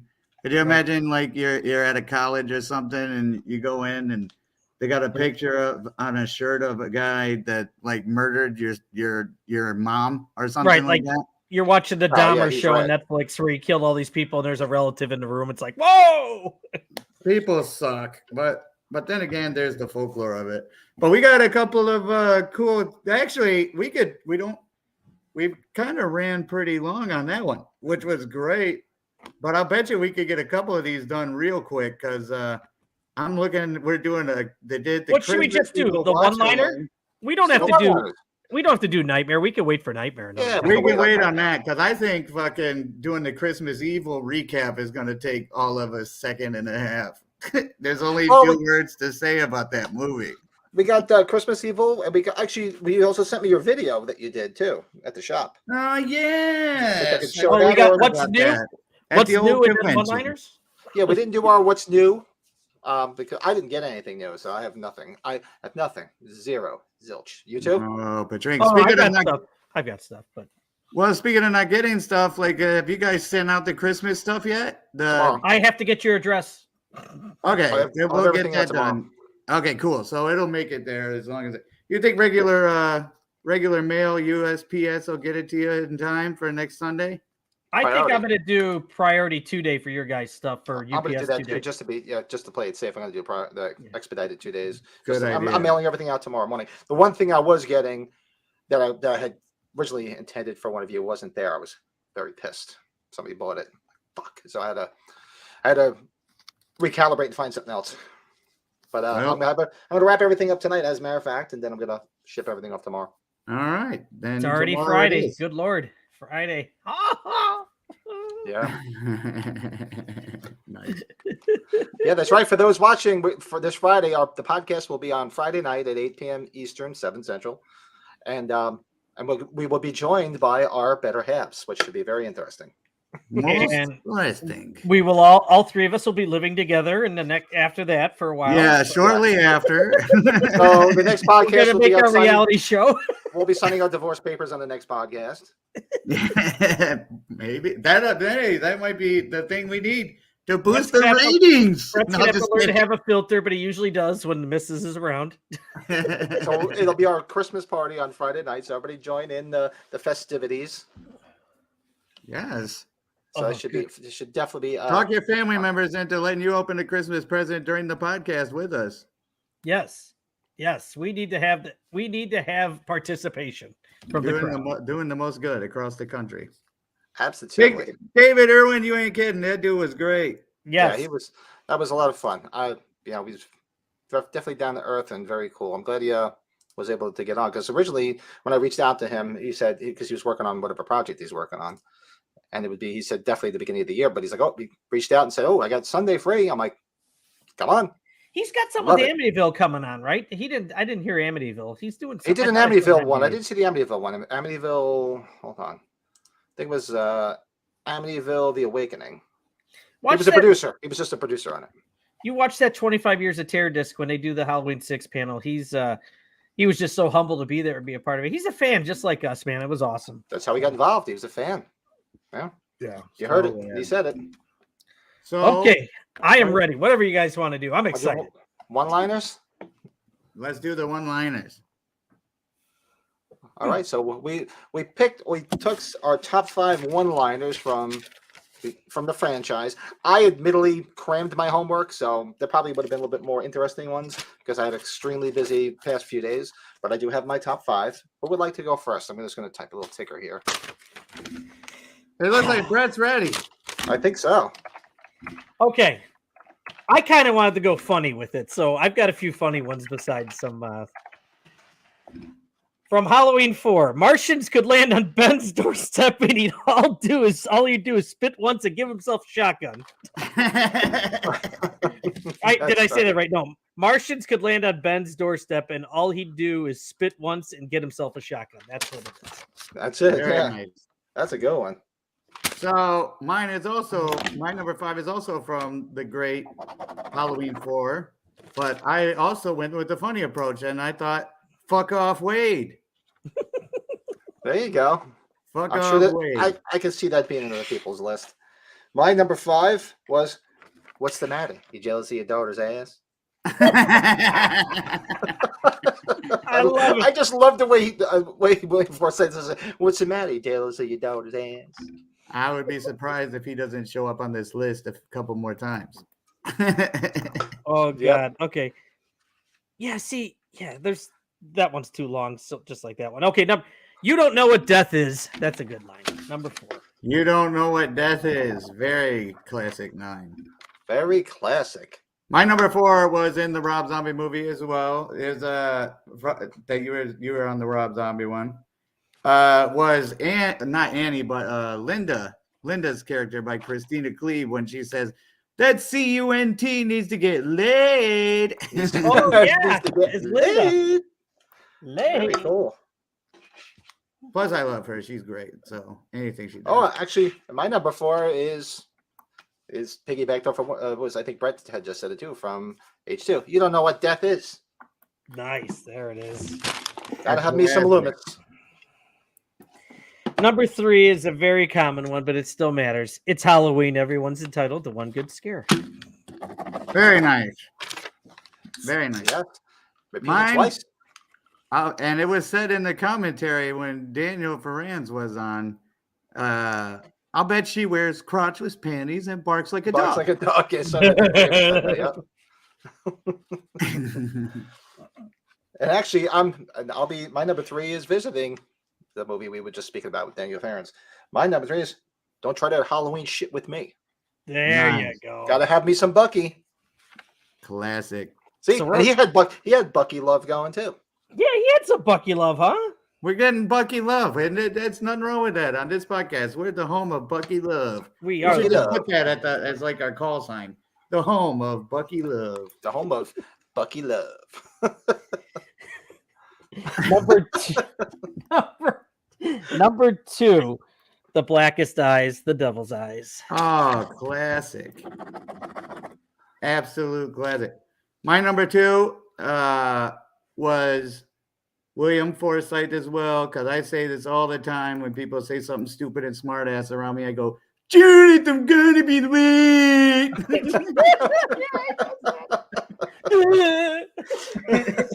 That's some serious faggoty ass shit. I should put that on my list. I didn't put that on my list. I'm just throwing it out there. Oh, classic. Actually, my number 2 is piggybacked off of you, Michael. I think Michael said it. Gotta have it. Fuck off, Wade. Definitely. Oh, now we're down to the big time. Big time. I got to. I think all my funnier ones are all honorable mentions. I'm sorry. But Hey, we'll do some honorable honorable mentions. mentions.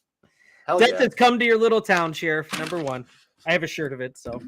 Oh man, it was so hard to pick the perfect line. But I put down on here, you don't know what death is as my number 1 because of the way it's presented, and then the music starts right there. It's just like got a life all its own. Is that our first three-peat? But Wow. That's our first repeat. I will tell you this. My number 1 is one that hasn't been said yet. In my opinion, the most important or the most controversial line in all of the movies, and it's got its own folklore about it and everything, is my little tagline here on my picture. It was the boogeyman. That's right. Because I don't hear it. Still to this day, I hear what's the boogeyman personally. That's what I fucking hear. I've watched it 75 times in a row, rewinding it just to see. And all I ever hear is, what's the boogeyman? That's all I ever hear. But Yeah, it's it's really muffled. good. It says it on the poster. Hey, Oh, Steve, I like it. Oh, I think I'm in heaven. We all are. Oh, and my number 1? This isn't a man. Remember the Myers This house? isn't a Man wouldn't do this. This isn't a man. This isn't a man. He says that so mad too. If you watch him, He just says deliver it, that just line. the way he delivers it. He's just like, man wouldn't do that. He's just like, this isn't a man. This isn't a man. Okay, we ready for honorable mentions? And there's plenty of other ones we can do now. Well, actually, Steve's like, Busta Rhymes is all one-liners, the worst character in the series. Trick or Very treat, mu- well, motherfucker. Well, maybe because I'm straight out of context, but Sheriff Brackett, Halloween 2. Would you put that thing away? You put that thing away. What are you hunting, Mr. Saya? Amazing Grace, come sit on my face. That's more of a. Oh, Pat, how about this? Come on. It's only 2 words, but it's Atkins. Who cares? What was that? Who cares? Because he's getting laid. That's true. You haven't got a police force. We're talking about evil on 2 legs. If you don't find him in the 4 hours, I'm sure I will. Jesus, Dumb ain't got son of a nothing to do with bitch. You this said place. you saw Myers. For Christ's sakes, Earl, it's Ted Hollister. Ted Hollister. Oh man, we could Watch go the on register and for on me, about hon. You got it, Earl. You got that. You got it. Okay, I'm ready. I'm done. I'm sorry. I'm on my box. Oh, we could do so many of them. It's just friggin' oh. Right. Or the So ugly now- lady, remember from the ugliest characters. How does it feel to be damned? That was a hideous fucking character too. That Say was ugly. our top. All of us had that one. Oh man. Oh yes, that was good times. I've been doing a lot of sitting the past couple of days. It's taking a toll on me. I had that convention yesterday, and I sat there like all day, and I'm not used to being in one place for 8 hours straight. So I I'm was up- feeling the burn. It was the opposite, dude. I was a photographer at one of my boss's retirement parties, and then, I guess we had SmackDown. We went to SmackDown with my kids, so that was a busy too Friday. cool. Yeah. But what else we got? Are we gonna do? You want to? Well, we do our this Tuesday night we will be watching. What's it? Christmas Bloody Christmas on Shudder. Yes, on Shudder. Please join us. Please join us, None of 'cause- us have seen it. None of us have seen it. We're going to watch it together, and it should be very interesting. Here's a good one too from Steve. Oh, you're haunted, ain't you? You can see it on your face back there in the dust. Just his breasts and blue suede shoes. You know what? I should have looked back in the last three movies. There was probably one or two on there, but I didn't really look up the last three movies. Yeah, there Yeah. weren't too many one-liners in there. You know. Well, I know I knew nobody was going to pick Evil Dies Tonight, so No, that wasn't going to make our list. it didn't make Fuck it. that. Yeah, Fuck I wasn't that. expecting that. Well, I do think we could nail out pretty quick a recap because it's fresh in the brain, and I don't see me watching Black Christmas again, or not Black Christmas, but Christmas Evil Christmas Evil. anytime soon. So while it's fresh in my head, because it'll never be more fresh than it is right now. It'll be all downhill from here. So if we could get that, we can do that now if you guys want to. Go Sure. right ahead. Okay. So I was kind of like caught off guard that you said that was Fiona Apple's dad. I was like, oh shit, that's kind of interesting. And from that point forward, that was the only interesting thing that happened the whole time I sat there and watched that movie. Not the Home Improvement Mom? No, not the Home Home Improvement Improvement Mom. Mom, not nothing. That was the most entertaining part of that 2 hours was you telling me it was Fiona Apple's dad that was doing the thing. As far as the movie goes, it is very confusing. Like you said, it's a slow burn because it was very confusing as to whether or not I was watching a horror movie or like the next, a cheap ripoff of like Taxi Driver or something and just following this. Especially what it was. It was like Taxi Driver meets Christmas meets Halloween. Yeah. So I didn't know what to expect. And then all of a sudden, dude pulls out was it a pen? Or was it that little pen or something No, for it was a stabbing soldier. everybody? Soldier with a sword. And you never Stabbing saw out his the mom with Santa Claus either when he was younger. What the hell? Yeah, they cut that off a little early. It feels like that part wasn't traumatizing to him yet. They didn't establish that scene in my head. Michael, I'm Santa- chiming in with your review at the same time, so it's a group one here. Sorry. Yes, Santa was muff diving. But But- when I they get- come out of the church, that's a cool spot, right? Didn't you like that spot, Michael? Where he No, tries to okay, stab so all the guys? the spot that stuck out in my head was the very end when all of a sudden the damn van Takes starts off and he's floating flying. into air like he is Santa Claus and shit. Man, was that quirky. Man, was that super duper quirky. But so in the rating system, I'll give it a 2.5 to be honest. It's not something that I felt the need to. I just can't wait to get up. I'm not watching this, and it's definitely not something I would have just walked out on the theater. But that 2.5, that's about the lowest tolerable watch movie rating I could possibly give. You wanted to see where it went. You wanted to see where it went. That's just like Yeah. I did. Yeah, you I got to was see where it interested. goes. I just wanted to see the guy stick up for himself a little bit. He just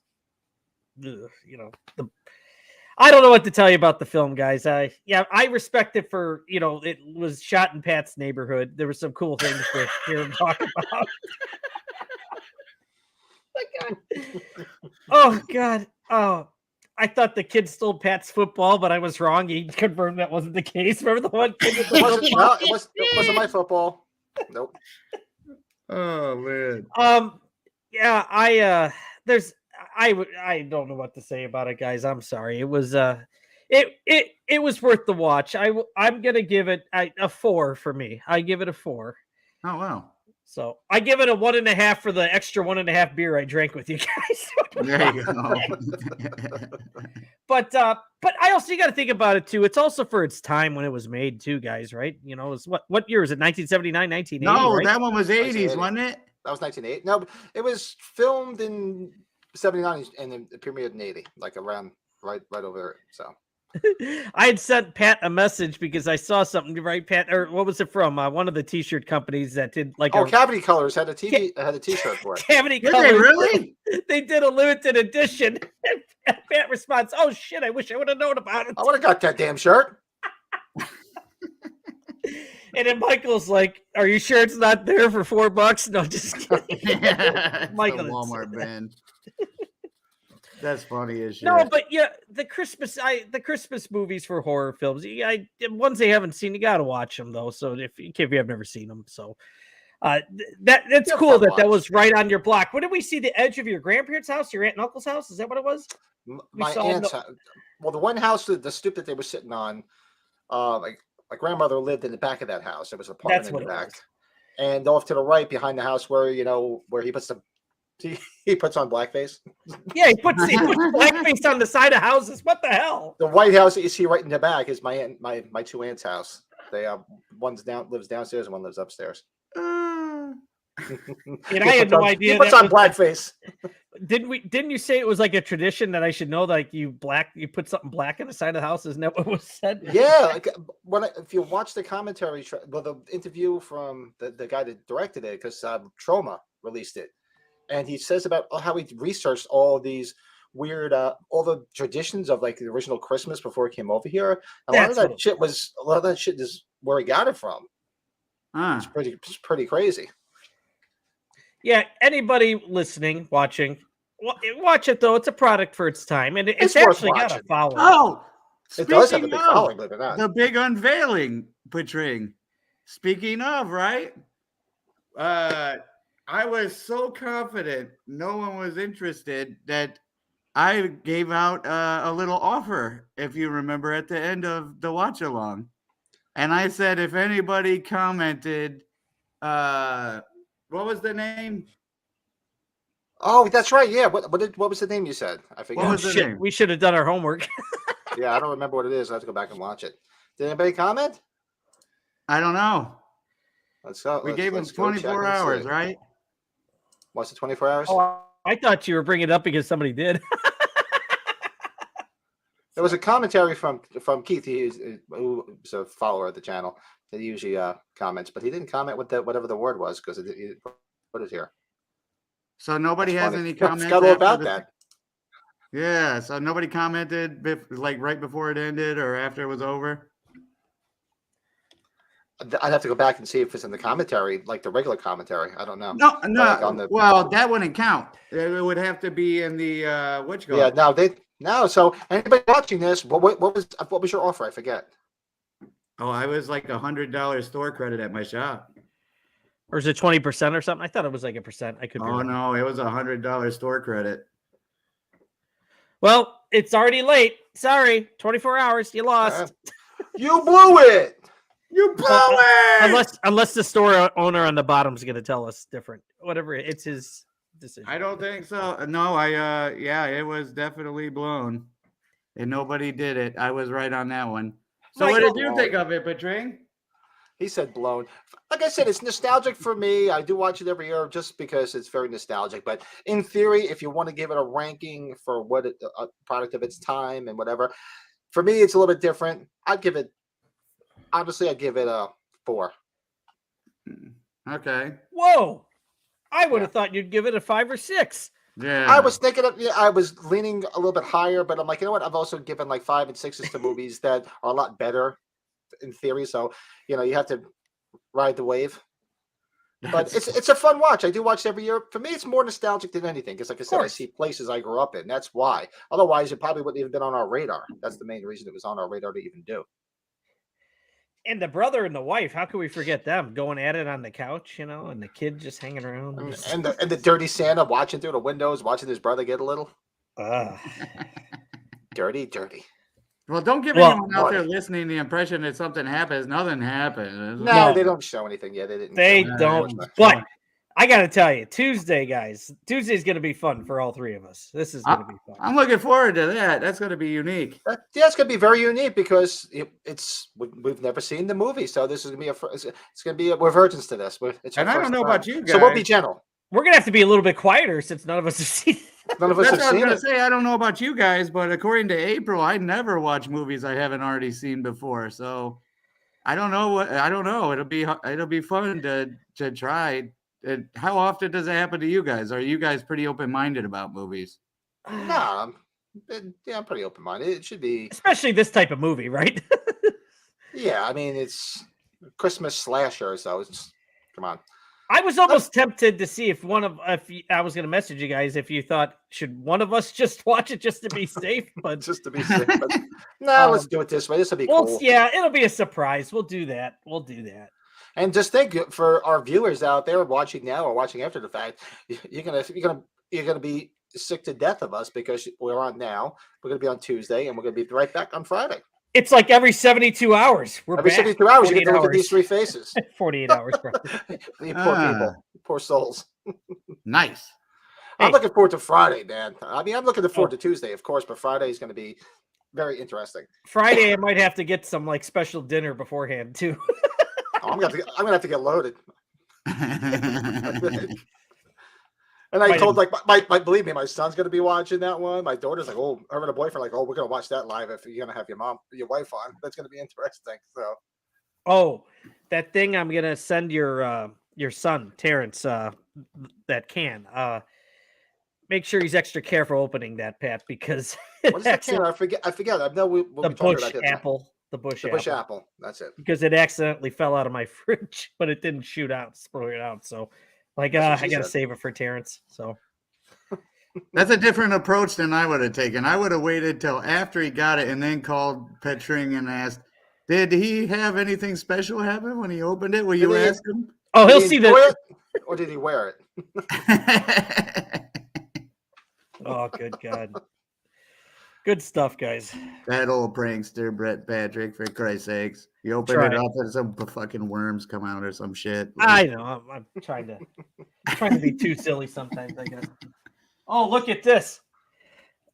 The carb-free, zero carbs, light beer. This next stuff, horrendous. I still have it's Budweiser, right? Yeah, super crisp light beer. Zero carbs, super crisp light beer. God awful. Just when you thought they couldn't make Budweiser any worse, tasting than when we come out with this one. Yeah, it's like Pepsi free. Oh, yeah. April did talk me into watching a movie last night. Was one of the new Bond movies. Well, new-ish, like 2008 or something like that. Skyfall, or not that one? No. The Casino Royale one. That's the first Daniel Craig one. It's pretty good. That's the first one. Yeah. I was very surprised. So I'm kind of looking forward to watching the next one. That doesn't really happen usually. Did you watch Barbarian yet, Michael? I have not watched Barbarian yet. I got to know what you think of that movie. Oh, man, you got to watch that. I've been trying, but we've accidentally watched a couple of the suggestions you guys have made in the past. And some of them were just ball cheddar, man. And I know you didn't like your next. What other ones did you watch then? I'm curious. Oh, man, there was a few of them. But the one that you did suggest that was watchable that I thought was okay was that green. What is it? Green something. Oh, Green Inferno. Green Inferno. That's the one with the cannibals or whatever. Yeah, I don't know if I had recommended that, if it was Pat. Maybe it was even Joe. I didn't watch it. I've never seen it, so it wasn't me. Yeah, I think it was you, Brett. But okay, that was pretty good. I can't think of any off the top of my head right now. Because I block these things out like a motherfucker. And I would have 90%. thought you watched Ready or Not or Barbarian, but Ready or Not's fun. But then again, if you didn't like your next, I'm afraid you might not like Ready or Not. Even it's different, but it's still got. It's just your next. I don't know. What's Ready or Not? I didn't see that one. That was the one with the blonde that's getting married to the guy with the family that they play the game before they get married. Remember in the house, they play the card game and she gets like the death card. Oh yeah, I saw the previews for that. That doesn't look bad. Yeah, I got to check that one out. I did not see that one. Oh, I worth a watch. that one, Pat. Oh God, No, yeah. But here's the thing: don't watch the whole thing because it gets really crazy at the end. Oh, that's a fun movie. And what's that one called again? Pat. Ready or Not. Ready or Not. Here I come. I'll have to remember that. You got to watch Would You Rather. Oh, did you see Would You Rather? What's that about? You never saw Would You Rather with the guy from Evil Dead was in it.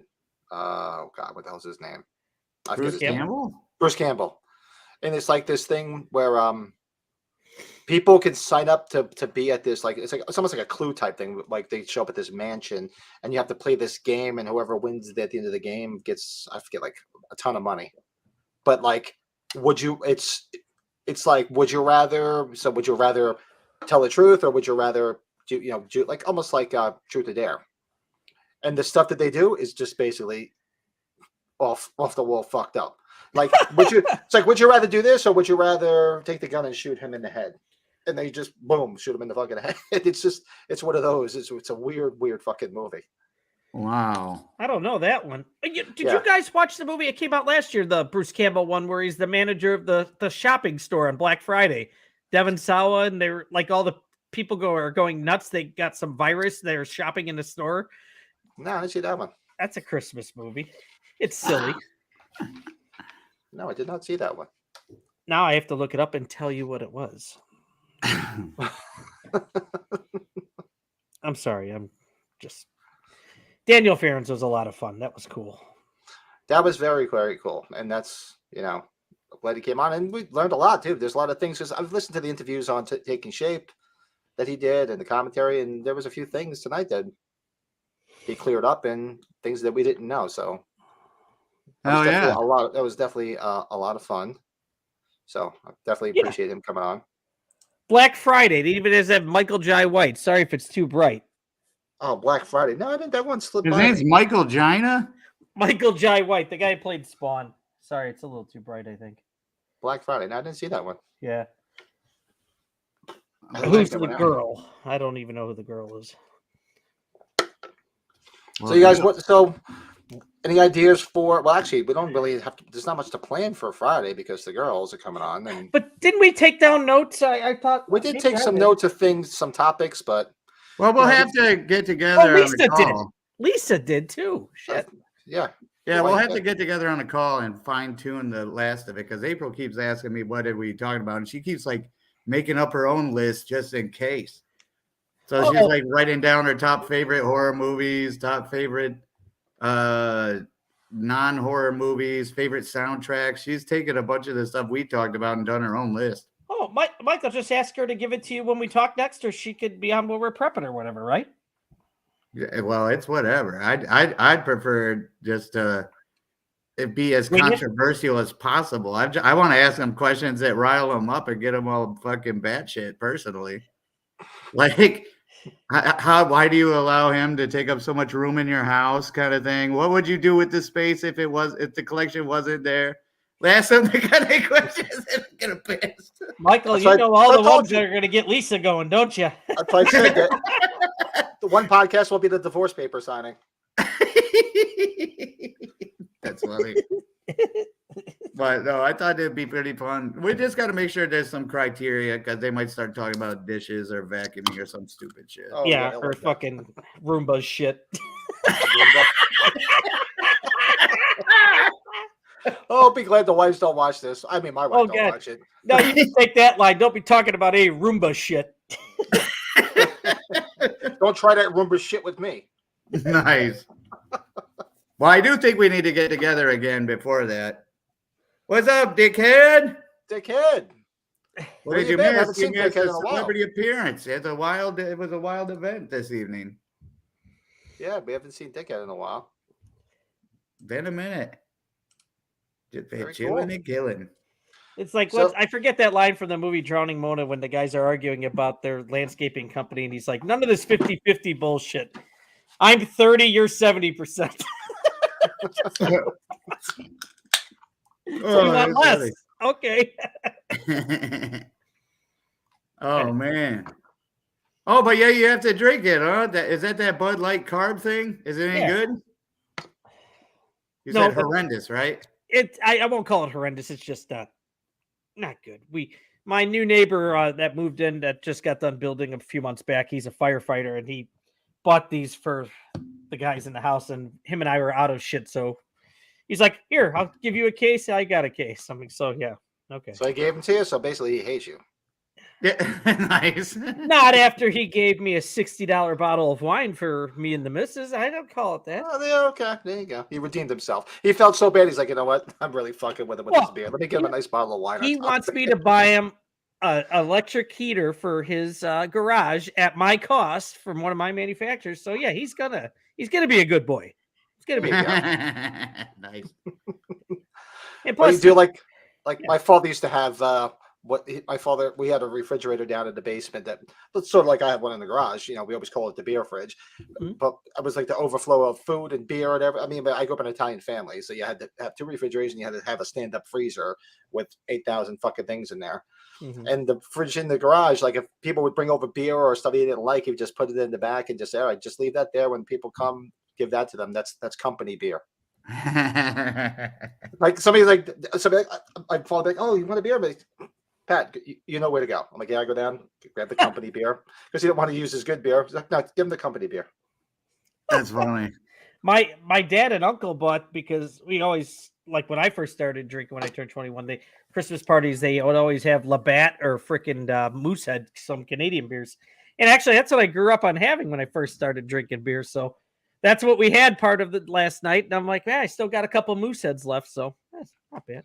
Oh God, my Hmm. father used to drink Schmitz Schlitz. and Schlitz and Schaefer. No, Schmitz. You remember Schmitz? Oh, I don't remember. Yeah, Schlitz was Schmitz. Yeah, there was Schlitz, there was Schmitz, there was Schaefer, Blatz. there was Black Label, Michael's like, oh shit. Ballantine. How about Hams with the Penguin? Yeah, it's all these What old about beers. what about you guys and your fancy expensive shit? What about Steel Reserve and fucking Peels? Mad Dog and fucking Little Oh, Dick, God. it's pathetic. Natty Ice, some natural Natty light. Ice. They make a pineapple one now. It's kind of scary. Oh man, this stuff tasted. But I bought it because the 30-pack was like $12.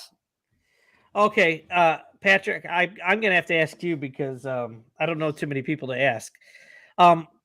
I always saw Bud Dry or the dry beers. Now, were those still around when you turned 21? And I'm not saying it to be a dick. I'm asking you the truth. No, I'm trying to think. I don't remember, to be honest with you. Because I wasn't a Budweiser drinker. You know why? Because Didn't they make a Miller Dry? Probably not. Okay. my father got it. Eventually he got into drinking Budweiser for a while, and then when I'd sneak beers and started drinking, you know, that's what we Diesel drank. fuel. So that's what we're. But Budweiser. I mean, if any Budweiser drinkers out there, no, always gives you a wicked hangover. Oh, Makes with you diesel. fat when I- too. Diesel. So when I So yeah, heavy. and then when I started drinking different beer, I realized that it was the beer. I mean, everybody's had a hangover. I'm not gonna lie, but those were the worst hangovers with fucking Budweiser, and so I just stopped drinking Bud. I don't drink Bud anything, any variety of it. I don't drink. You can't really eat anything when you drink a bunch of Budweisers either. It makes you feel so loaded down and so heavy. Ugh. I would just stick with the ultras. That's fine. That works. Yeah. Yeah, the ultras, these aren't so bad. You know, I got to watch my girlish figure. I was drinking. What the hell was I drinking last night? I was drinking some weird like German beer because we went out to dinner last night and they had this fancy German beer, and I don't remember what the hell it was called, but it was pretty good. It was some type of an ale, but it was like a Belgian ale. So, That's I that would time re- of the year for that type of beer. like, I should have asked my son to send me the picture of me and the wife passed out on the couch last night. Because No kidding. Yeah, it's a picture of the two of us passed out on the couch, and my son's got. He's just like with us in the background. I'm You were like, falling asleep with like a fat tire in your hand. Remember one of those? I mean, she was fine because she was driving, so she only had one drink at dinner. But when she came home, she was so tired, she passed out. And of course, we went to dinner, and then after that, we went to a bar across the street. Me and the drummer from my band was there. Well, he was actually my cousins, and we just proceeded to just keep pounding back beers. And I woke up on the couch at 5 o'clock this morning like this. I'm like, I'm on the couch. Wow. And usually when you wake up on the couch, like, shit, did I do something wrong last night? Why am I on the couch? I'm hoping Lisa has some of her. She's a big fan of those Moscow Mules. She don't drink that much, but those are her drinks if she has them. It's not my cup of tea, but I'm gonna. Is that the one with the gold cup that you're supposed to use? yeah, I don't get it, but ginger beer, some sort of flavored vodka, lime. Green cup, gold cup. Who gives a Who shit? gives?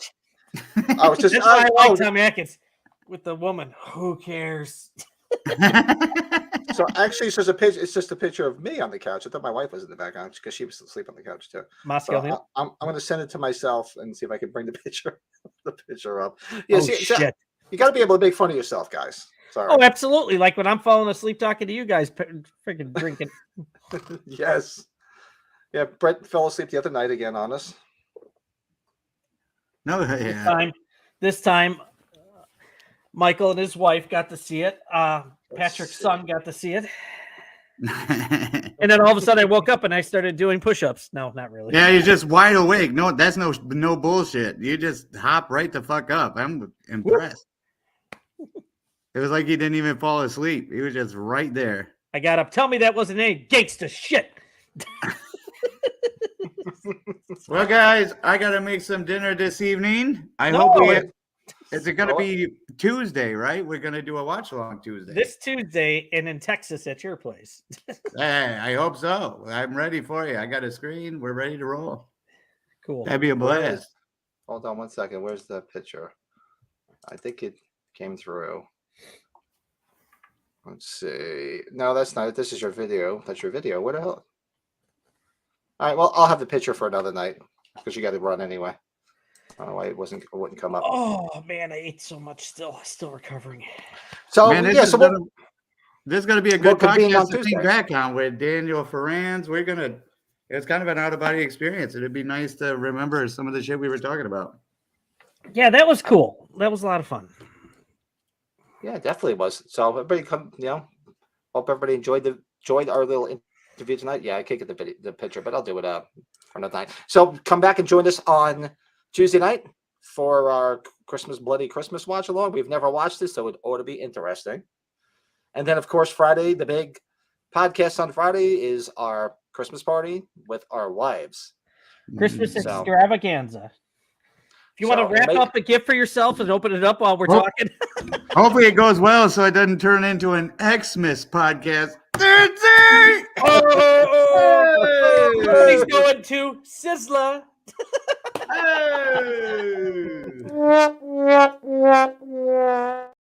Oh, Thank you.